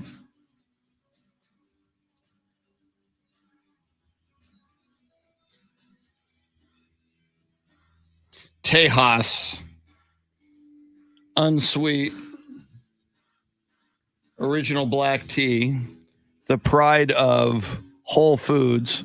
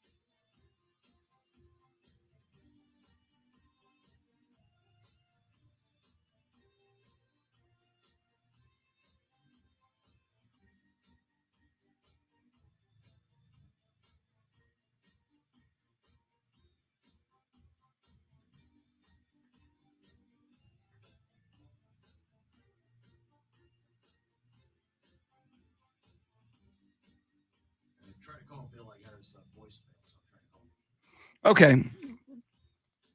Yeah, just leave a message and try him again in 5 or whatever.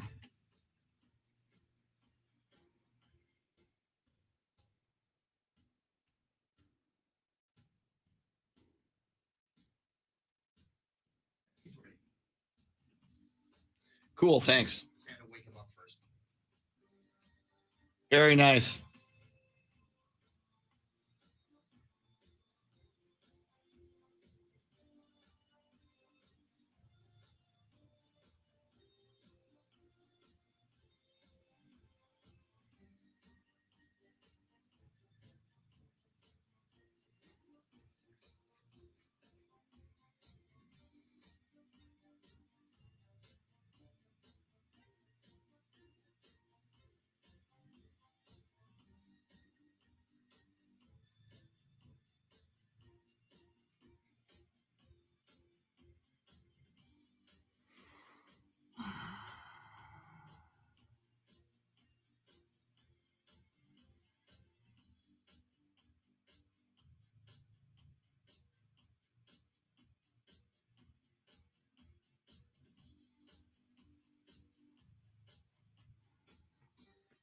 Here we go.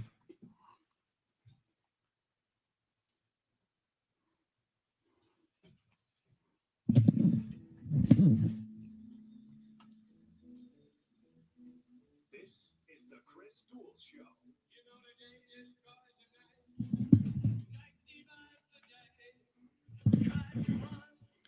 Louisa is ready for football and the Olympics. Here we go.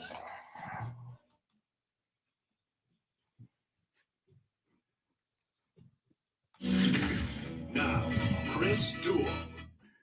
The NBA playoffs roll on, and the injuries in the NBA playoffs roll on. The big injury last night in the game between the Atlanta Hawks and the Milwaukee Bucks. The Greek freak, Giannis, goes down in the third quarter with a hyper-extended left knee. There are some fears that it could be a torn ACL. We'll find that out later today. It's the Chris Duel Show with Shannon Salty Sweeney. And throughout these NBA playoffs, he's been so kind to join us, even on vacation last week. We'll find out in a moment where he is now, but he was on the beach in Delaware a week ago. The voice of the San Antonio Spurs. Before that, longtime voice of the Texas Longhorns, Mr. Bill Schoening. How are you doing on this Wednesday morning? Very good, Chris. Very good. Good to be with you today from Philadelphia, PA. Wow, you're all over. See, I thought maybe you'd be back in Austin by today, but you're still on the East Coast. How is Philly this morning? Good. Beautiful here. Nice day. It's very hot on the East Coast right now, Chris. And I thought about flying back to Austin yesterday to cool off, but I think that these temperatures up here, folks just aren't quite used to it. And of course, we're seeing what's happened in the Pacific Northwest. With Portland and Seattle, those folks certainly aren't used to triple digits, and they're having a tough time out there. But it's hot and muggy here. That's certainly part of it. I wish I was back at the Delaware or Jersey Shore right now. Well, and one of the weird stories here, in Texas, it's not cool, but it's a little, it's about 7-10 degrees cooler than usual. We've had some clouds and some rain. And as you mentioned, the Pacific Northwest, like Portland, insane record temperatures, and where you are on the East Coast. But depending on when you get back to Austin, it might be cooler for you here in Texas, which is a little crazy. Yeah, maybe a trip down to Schlitterbahn and New Braunfels, cool off a little bit. Very, very cool. Well, Bill, sadly, I guess the story of these playoffs thus far and continues to be injuries to high-profile players going into the game last night between Atlanta and Milwaukee. We heard before the game that Trae Young of the Hawks would miss the game with a deep bone bruise in his foot. And then third quarter, Giannis hyperextends his left knee. We don't know how long he'll be out, and we're hoping it's not a significant injury that keeps him out for the rest of the playoffs. I know LeBron James said a week or two ago, I told you this is the players did not get enough rest in between seasons after the Orlando bubble. What do you think is causing this rash of injuries in the NBA playoffs? I can't say that I completely disagree with LeBron because there was not a lot of time between seasons. But, some of these injuries, injuries happen. They're part of the game. And no matter how you try to prevent them, they're still going to occur. Last night, the way Giannis landed, and man, that was scary too, wasn't it, Chris? I mean, the way he came down, I thought he had torn something. I hope he hasn't. But right now, these playoffs are survival of the fittest. What team is going to be able to get by without their star? Look, the Clippers, they're still trying to hang tough in that series. But Milwaukee without Antetokounmpo and Atlanta without Trae Young, it's just been like every team has had at least one injury to deal with. Of course, Chris Paul has been in and out of the lineup for the Phoenix Suns with his injury, so his shoulder injury. So it's just the team that's going to have depth. And we talked about this all during the season with Spurs because the Spurs certainly had their spate of injuries during the course of the season. But this is why depth is so important. I think it's also important during the course of the regular season to get these guys some time in the games because then when they're thrown into a situation, it's not foreign to them.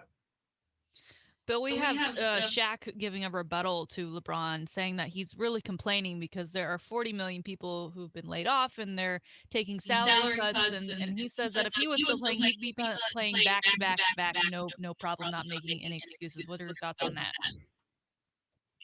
Well, I remember Shaq late in his career, Shannon, to be honest with you, that I don't know that he could have gone back-to-back, let alone 3 games in a row, because he was not, let's be honest, not in the best physical condition of his career late in his career. Remember, he spent some time with Phoenix and then with Boston late in his career. And I think when he was at the Celtics, he was probably going about 355, 360, I guess.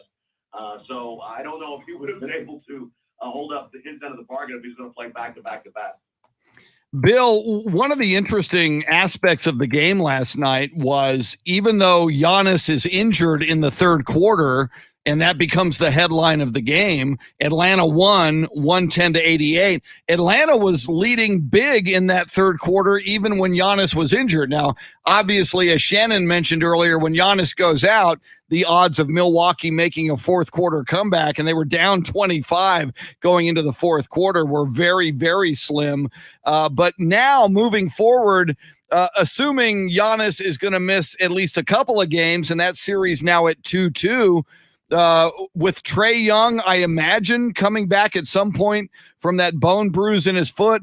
Who do you like in the Atlanta-Milwaukee series if Giannis can't come back anytime soon? It's obviously going to be very, very difficult for the Bucks without Giannis. And also, I think what has happened here is Atlanta is playing with house money. Nobody expected Atlanta to make this kind of a run. And now they've got some guys in the Atlanta team playing with a great deal of confidence. Bogdanovich, Herter, Lou Williams had a big night last night. So I think that these other guys for Atlanta that are stepping up, they're playing with confidence right now, and they have nothing to lose. You know, Milwaukee was the favorite team in the series, and obviously one of the favorites going in to the NBA season to win it all. And I think the pressure is clearly on them, and I think it's advantage Atlanta if Giannis can't go. Even if Trae Young can't go, you know, they've shown that they've got other players who can put the ball in the net. Over in the West, we've got Game 6 tonight between the Clippers and the Suns. And Chris brought up earlier that the Clippers are undefeated when their backs are against the wall in elimination games. But now with Kawhi, it seems like he's really not going to be coming back. PG-13 or whatever you want to call him, playoff P. You know, he shows up sometimes and he doesn't other times, which kind of seems to be the wave that the Clippers ride on. After seeing this series so far, do you think that tonight the Suns can move on to the finals, or that we're going to be seeing a game 7 here? Well, I had a feeling it was going to be a 7-game series even in the beginning when we didn't quite know the status of Kawhi. Certainly the advantage goes to Phoenix without Leonard. But, you know, give credit to the Clippers. They stepped up big the other night without Kawhi. It was a game they had to have. I still think Phoenix wins the series, Shannon. But I'm impressed with how the Clippers have played without Leonard. Speaking of the Phoenix Suns, and Bill, you said this before the playoffs began, you know, you have developed a relationship over the years, Bill, with other play-by-play guys from around the NBA. And you said before these playoffs began, I guess he has announced his retirement at the end of this season. He's been with the Phoenix Suns since 1972. Al McCoy, their play-by-play guy. Talk a little bit about who Al McCoy is and why you would like to see this guy get a ring. Well, he hasn't had a chance to get a ring. They haven't been in the finals in a long, long time, and he's a very nice gentleman, very, very helpful. You know, we have to share notes because, you know, we know our team, but we might not be as familiar, especially with the second night of a back-to-back. You can do your game prep and your notes and all that, but, hey, how's this guy playing? You know, what's his strength? What's his weakness? You know, tell me about this particular player that I haven't had a chance to see very much. And Al's always very forthcoming with that type of information to help you on the broadcast. And he's been around forever. I mean, you mentioned 1972. He called the shot heard around the world the Garfield Herd shot. Well, we probably just lost about 90% of our audience right there. Herd is. Look it up, folks. It was a great game of the Boston Garden back in, what year was that? 74, I think. I'm guessing 74. And we're old. Gee whiz. But Al's just a great guy, and he wrote a book called Shazam, and that's one of his 3-point calls. And I really enjoyed the book. He's a piano player. And my favorite Al McCoy story, you guys remember, Shannon, you might not, but I know, Chris, you remember Hot Rod Hundley. Oh, yeah. Who played at West Virginia with Jerry West, and then he played with the Lakers, then, of course, became an announcer. Well, when he was cutting his teeth as an announcer, he was the color analyst for the Phoenix Suns and the partner of Al McCoy. Well, after the games, this was back when they were flying commercial, they would fly out the next day. So after the games, they would go find a piano bar somewhere, and Al, you know, would every once in a while just kind of chip in and maybe fill in during a break for the piano player. And Hot Rod Hubbard put out a tip jar for him one night, and Al was getting quite a few. And what does Hot Rod do? He takes all that tip money. He buys drinks for himself. Wow. Doing the work. Hot Rod was drinking on Al's tips. Incredible. That's a great story.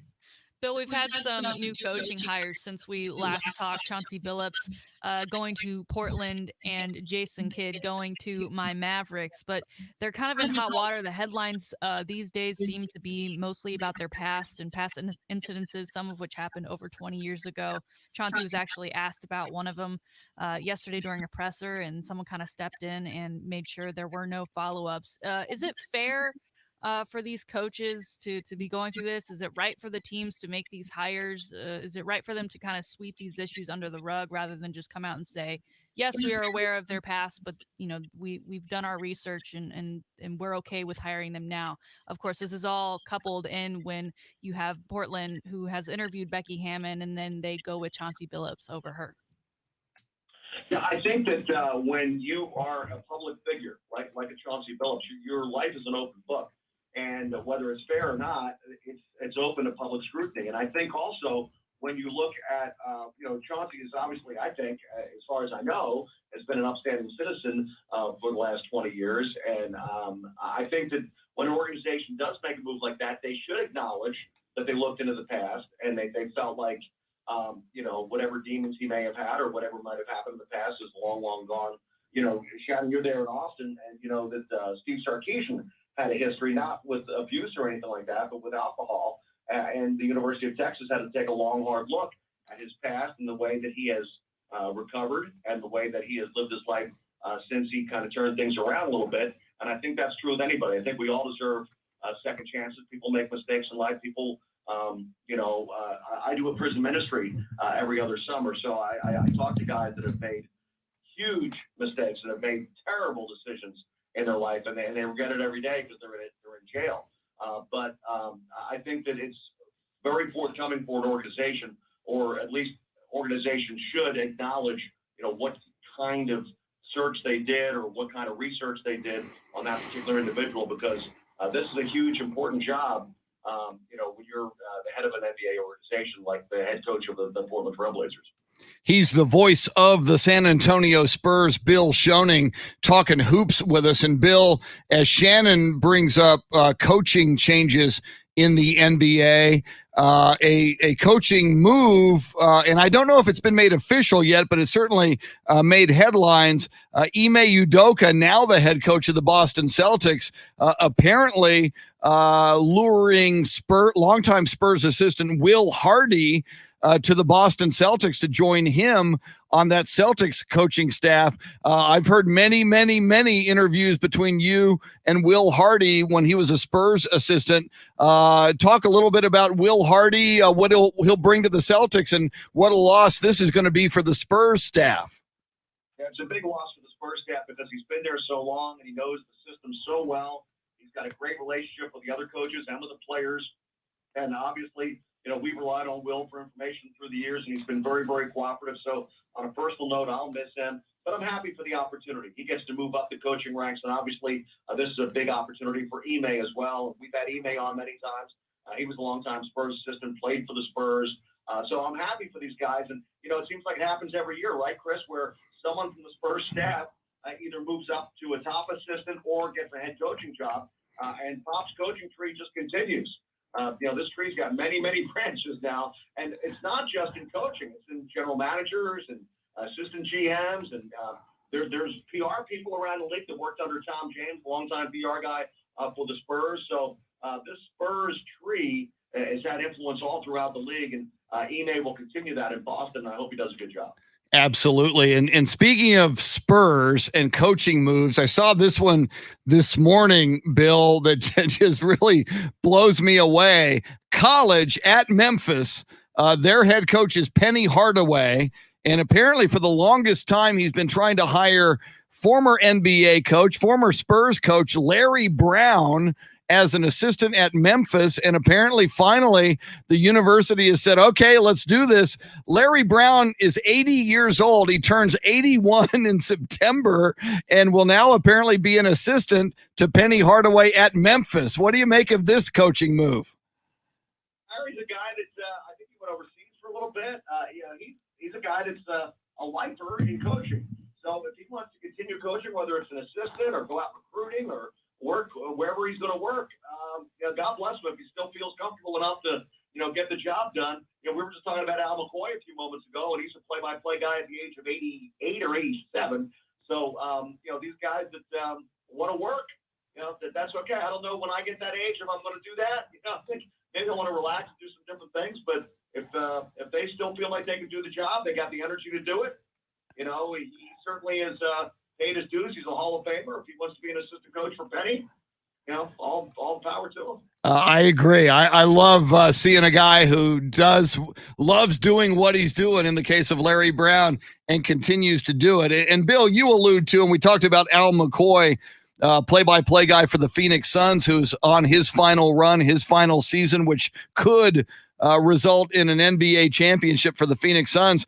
I'm looking at your Facebook page right now and just want to get some thoughts on one more longtime play-by-play guy, a photo of you and the voice of the Philadelphia 76ers, who is retiring after 27 years.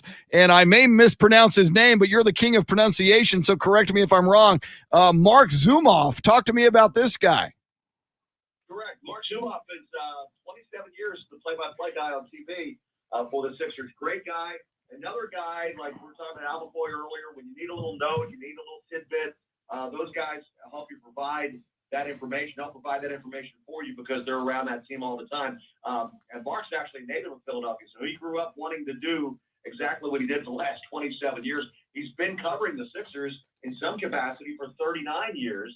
For 12 years, I guess he was doing pregame, postgame, and halftime, and then he got the opportunity to do play-by-play, I believe, starting in '94. So I was a little bit surprised because he's still very, very good, but he indicated that he wants to start doing some other things. We talked about this earlier. Some guys want to keep working, and I guess he's got enough money in the bank where he can travel a little bit, spend some time with his family, and pursue some other interests that he wouldn't have had time to pursue had he stayed with the Sixers. Finally, Bill, speaking of travel, we kind of track your exploits in the off season. You've gone to exotic locations. A week ago today, you were on the beach in Delaware. Today, you're in Philadelphia. What's next on the world vacation tour for Bill Schoening? You're apparently going to come back to Austin for a while, but any more exotic locations before the NBA season begins once again in October? Yeah, first off, some music in San Antonio and music in Austin. I'm going to do that. I want to get some music in here. And then I'm going to have another trip to Florida probably in August. So I'm not probably going to do a national park this year, which is very rare, but it's just kind of a funky off season for us with a lot of different things going on. So next year, hopefully we'll get back on the national park trail. But I did a bunch of great state parks up in upstate New York in the Finger Lakes region. And I think I've already bragged on that, but I do not work for the New York Tourism Bureau. There are parts of New York State that are absolutely beautiful. The Finger Lakes region is one that I got to see a couple of weeks ago with waterfalls and wineries, and that was just an awesome place. So that'll make my whole summer just making that trip. Outstanding. It's so much fun just kind of watching you on Facebook. You always, when you go to these locations like state parks, you take some great photos. It's great to kind of live vicariously through some of these photos you put up on Facebook and social media. He's the voice of the San Antonio Spurs, Bill Schoening. Bill, always fun, always enlightening. We sure do appreciate, I know it's vacation time and your basketball season over for now, but can't tell you how much we appreciate your insights throughout this NBA playoff run. It's a lot of fun and we learn a lot. Thanks so much for taking the time and have a great rest of the week. Well, thank you, Chris. Next week we'll be back in Texas, so we'll be ready to go next week as well. Very cool. We look forward to that. Thanks so much, Bill. Thanks, Chris. He is the voice of the San Antonio Spurs, Bill Schoening. As we roll forward, we will dive back into everything in the world of sports, College World Series, We'll see how you're voting on that. Do you pick? Someone will be crowned tonight. Vanderbilt could win its second in a row, or will Dak Prescott be happy tonight in Omaha, where he was last night? Will Mississippi State prevail and take it? Or do you just not care? We're polling you on that one at Ticket760 and at AM 1300 The Zone on Twitter. You can vote in our poll. We will talk more NBA, more NFL, not enough NFL other than dogging Jay Cutler appropriately. So we'll dive back into the NFL as well. She is Shannon Salty Sweeney, Dave Ayler making the show go. We are with you till 9. Thanks for hanging out with us on the Chris Duel Show.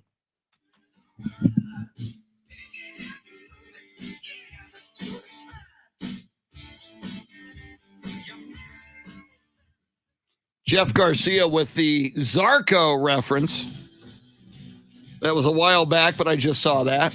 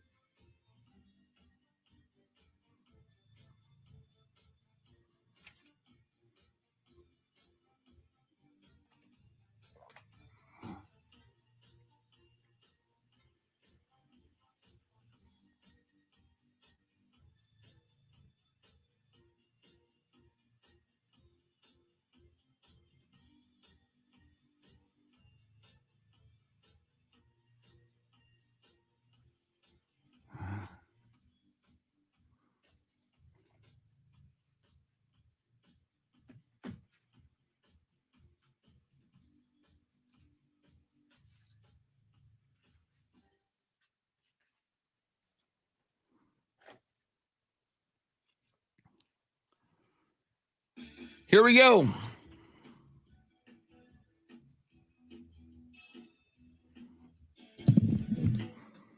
The police. And maybe there are police out there. If you're driving, be careful. Chris Duel show with Shannon Salty Sweeney. The man playing the music is Mr. Dave Ayler. And Shannon, you know, Dave delivers reams of show prep before each show. And I see it today. June 30th is Social Media Day. Now, Shannon, you're a big social media person. You're all over TikTok. You're all over Twitter, Instagram, Facebook. Am I missing anything? I think we've established you don't do Snapchat. Yeah, I don't do Snapchat, and I really don't do Facebook.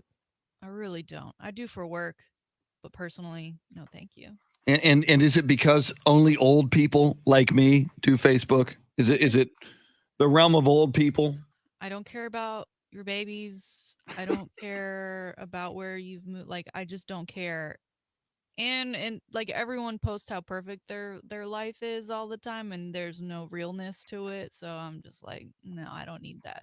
So there's more of, so people are more fake on Facebook than they are Twitter or TikTok or elsewhere. I think so. Even Instagram? Don't we see that on Instagram? Don't we? But Hey, here's my salad. It's just a picture. And the people that I follow, it's not like glamorized photos of anybody with some like novel that they've written for the caption.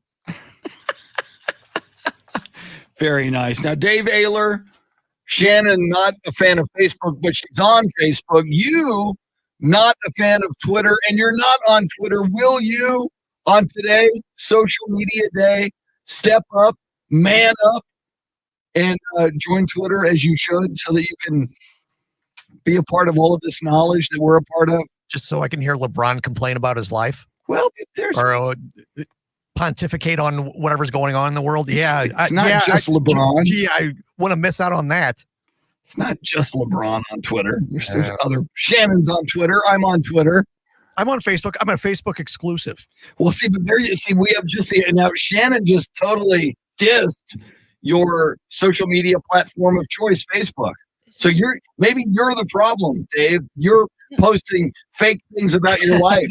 It's just not a vibe, you know. It used to be about going and posting on other people's walls and sending them badges and fun creative things, and now it's just ads and people you forgot existed in high school. Oh, that's about all I do is keep in touch with people from high school on there. Now you post.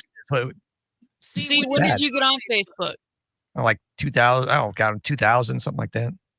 Really? Or no, and you don't remember badges? Because I didn't get on until 2007. No, I don't really remember badges. It was maybe 05, something like 04 or something like that. And all these, and all the fun stuff is gone. I don't remember any badges. We don't need no stinking badges. That's where I was going to. Yeah. I don't, and yeah, for all we have some listeners, and I very much appreciate you wanting to be friends. But find me on the other socials, because Facebook, no, I do not need people seeing the photos my aunt and my mom tag of me in there. They're not photographers, and so they're not cute. And I don't mean like, oh, they're not beauty shopped, photoshopped, gorgeous, whatever. It's just like me stuffing my face with cake at Thanksgiving. When I thought, people looking. Well, that's half the fun. I don't need people to see that. Well, you should see some of the selfies I take. Those are pathetic. I can't take a selfie to save my life. Like on my Instagram, on my Twitter, I have control of what people see, and I don't have any control of what my mom or my aunt post and tag me in on Facebook. That's what makes it fun. You will be denied if you friend me on Facebook. I'm sorry. See, over the years, because of radio, when someone wants to be my, I'm up around that limit of 5,000 on Facebook. But when I didn't know there was a limit. Yeah, there's a limit. Apparently, if you're like a regular person, which I guess I am, which is weird because I'm not, but I'm very irregular. But so I've always hovered right around 5,000, and then every so often someone will hear me say something on radio that will offend them, so they'll defriend me. During political campaigns, I occasionally just have to. I can't take some people, so it's like I have to defriend them. Yeah, that's another thing. So I'm usually right around like 4,910. But so it's like I've got, of my Facebook friends, which are 4,900 and something, I probably only know like 325 of them. But I just figured somebody's like listening on the radio and they want to be my Facebook friend. They want to look at my weird photos of me stuffing my face with cake at a party. Then darn it, if that's entertaining to them, or if they want to do that, then I'm okay with that. My pre-radio life is not up for public admiration and or disapproval. Whatever the case may be. But what if there was admiration? What's wrong with some public admiration if they would indeed admire your pre-radio life? I don't think they would. All right. So today is more stuffing my face with cake. Today is Social Media Day, everybody, in case you were wondering. It's also Meteor Watch Day. Today is Meteor Watch Day, which is, I think, a good idea, isn't it? Shouldn't we be watching meteors that might be headed this way? Shouldn't that be every day? Yes. Days? I mean, if you just wonder, are meteors an issue? I just say, look at the moon. Look at the craters on the moon over the last several eons, tens of thousands. Meteors hit bodies in space. And if you look at the craters on Earth, some of which are obvious, like there's one out in Arizona, and some of which are, you've got to really be a little scientific to see, because some of them are a little bit underwater, but we've done, imaging with radar, and this planet every so often gets hit by major bodies that do damage. So I think I can get behind Meteor Watch Day more than I can on Social Media Day. Okay. I'm just saying. That's fair. I think Social Media Day I should not have to post anything on Social Media Day. Ooh, to be anti-Social Media Day. Yeah. Let's celebrate by not doing it. There's a holiday. Some people who think that there's too much consumerism, and somebody gave me a T-shirt one. There's a day called Buy Nothing Day, that we spend too much on frivolous stuff, and we're too much of a consumeristic culture. So there's a day called Buy Nothing Day, and I'm sure merchants and people who own stores love that. But you're supposed to buy nothing on that day. I'm about that though, as a saver myself. Yeah. But I do think today, because I saw it yesterday on Twitter, that Whataburger has brought back the Pico de Gallo burger. And so how is that? I'm gonna have to go get one today. See, that's just I never had the Pico de Gallo burger, and I'm a big fan of Mexican food, and I'm a big fan of burgers, and I'm a big fan of Pico de Gallo. But Pico de Gallo on a Whataburger sounds odd. Apparently, you're a fan of it. You like it. Whataburger, it works. All I'm right. gonna get a junior though. I may try that. Eat a day's worth of salt in one thing. But yeah, I'm for lunch or dinner. Haven't decided. Gonna get it. So good. I had one last year for the first time. I was like, this is incredible, but I got it at the end of its run. They did the limited time specials. So day 2 of them having the burger, and I'm there in the drive-thru. Will they let you convert a Whataburger Junior into a Pico de Gallo burger? Well, like you can get their specialty burgers in junior size, so like the smaller patty and the smaller bun. Okay, that's I did not know that. I thought, like if you wanted that bacon, that A1 steak sauce burger, whatever that is, that you just locked in. That's the greatest thing about Whataburger, is that everything is customizable. Woo! Very cool. Very, very cool. All right, big headline today. We're going to find out, Shannon, before the day is over, and probably earlier in the day. I would say probably before noon. And I'm seeing a lot of NBA reporters say nobody's going on the record from the Bucks organization, but the feeling is that the Giannis Antetokounmpo injury is very significant. The big fear is the torn ACL. It was listed last night as a hyperextended left knee. So the Bucks reportedly, from some people talking to people associated with the organization, are apparently pessimistic about what the news is going to be on Giannis. So, my God, this whole NBA playoffs, we've been talking about it all morning. It's been riddled with injuries, and here's another big one that might knock Giannis out for the rest of these playoffs. And as you mentioned, if it is a torn ACL, dude, we'll see you maybe in January of next season. So that's awful. What does that do for Budenholzer and the Bucks for us to get a decent seed going into next year's playoffs? Good point. Yeah. I mean, as a coach, I think he gets you get a pass when your dude gets injured, yes. But and you got them. You were up 2-1 in the Eastern Conference Finals before this happened. Granted, most of us believe Atlanta was going to win that game anyway last night. They were up big in the third quarter. But God, it's just you hate to see it. You know what's so funny is that during the last Bucks-Hawks game, everyone was talking about Chris Middleton and how he is fantastic, amazing, the best player out there one game, and the next game he just falls off completely. Mm-hmm. So, okay, he fell off last night. Maybe he can get it done. Maybe he can get it done for the Bucks in the next one. You have to. You're the man now. And now, assuming Giannis is gone for the rest of the playoffs, and again, _, we don't know that yet, but there's a lot of pessimism. And if you looked at that video last night, I can't watch something more like that more than once, Shannon. I mean, the knee bends backwards in the wrong direction. It's the way it's not supposed to go.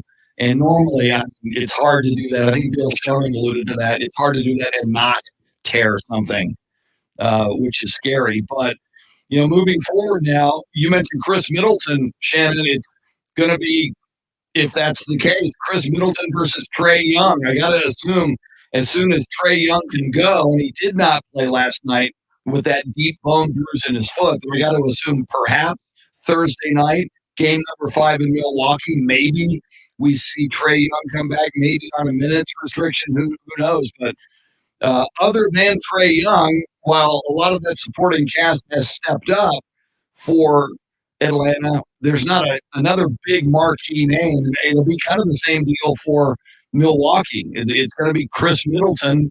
It's on you, dude, to lead this team and somehow win 2 out of 3. This is a 2-2 series now. It's going to be a fascinating series moving forward. But you've said this for a while, Shannon. You believe it's the Phoenix Suns, and if indeed they can stay healthy and close out, especially if they close out the Clippers tonight, they're up 3-2. That game's at 8 o'clock tonight in LA. The Suns would be able to rest. They'd be relatively healthy.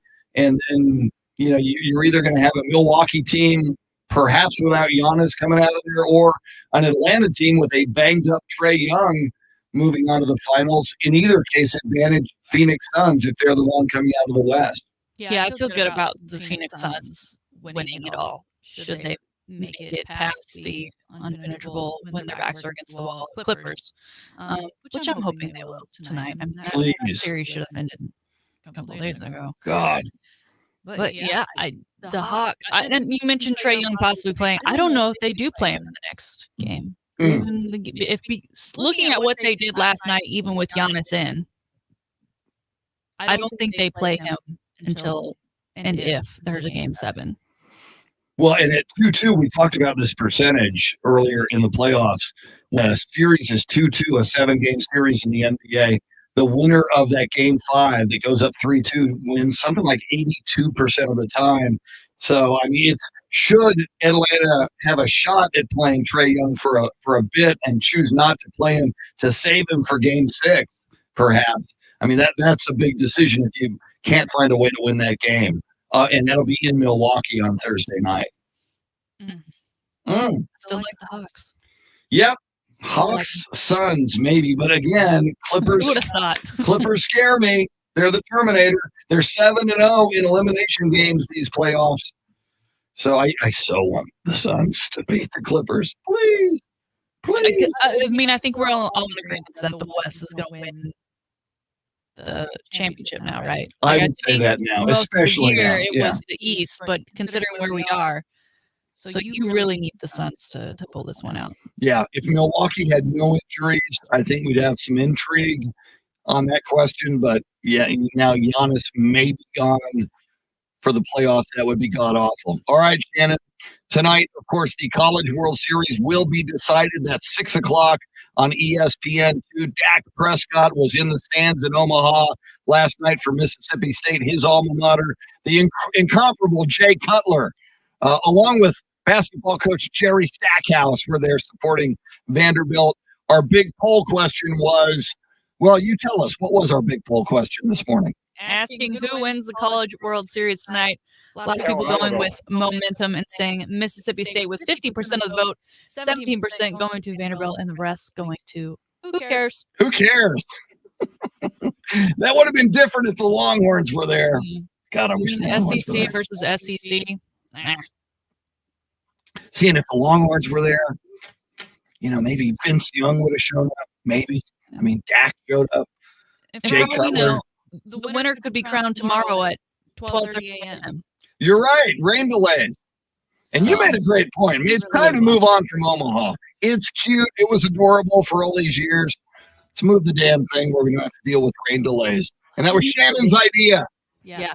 I want all the credit when it happens. You should throw out the first pitch at Jerry World or wherever they play next time. Jerry World. Baseball at Jerry World. Yeah, they played in the Alamo Dome. At Jerry World. Yeah, there you go. Shannon, outstanding as always.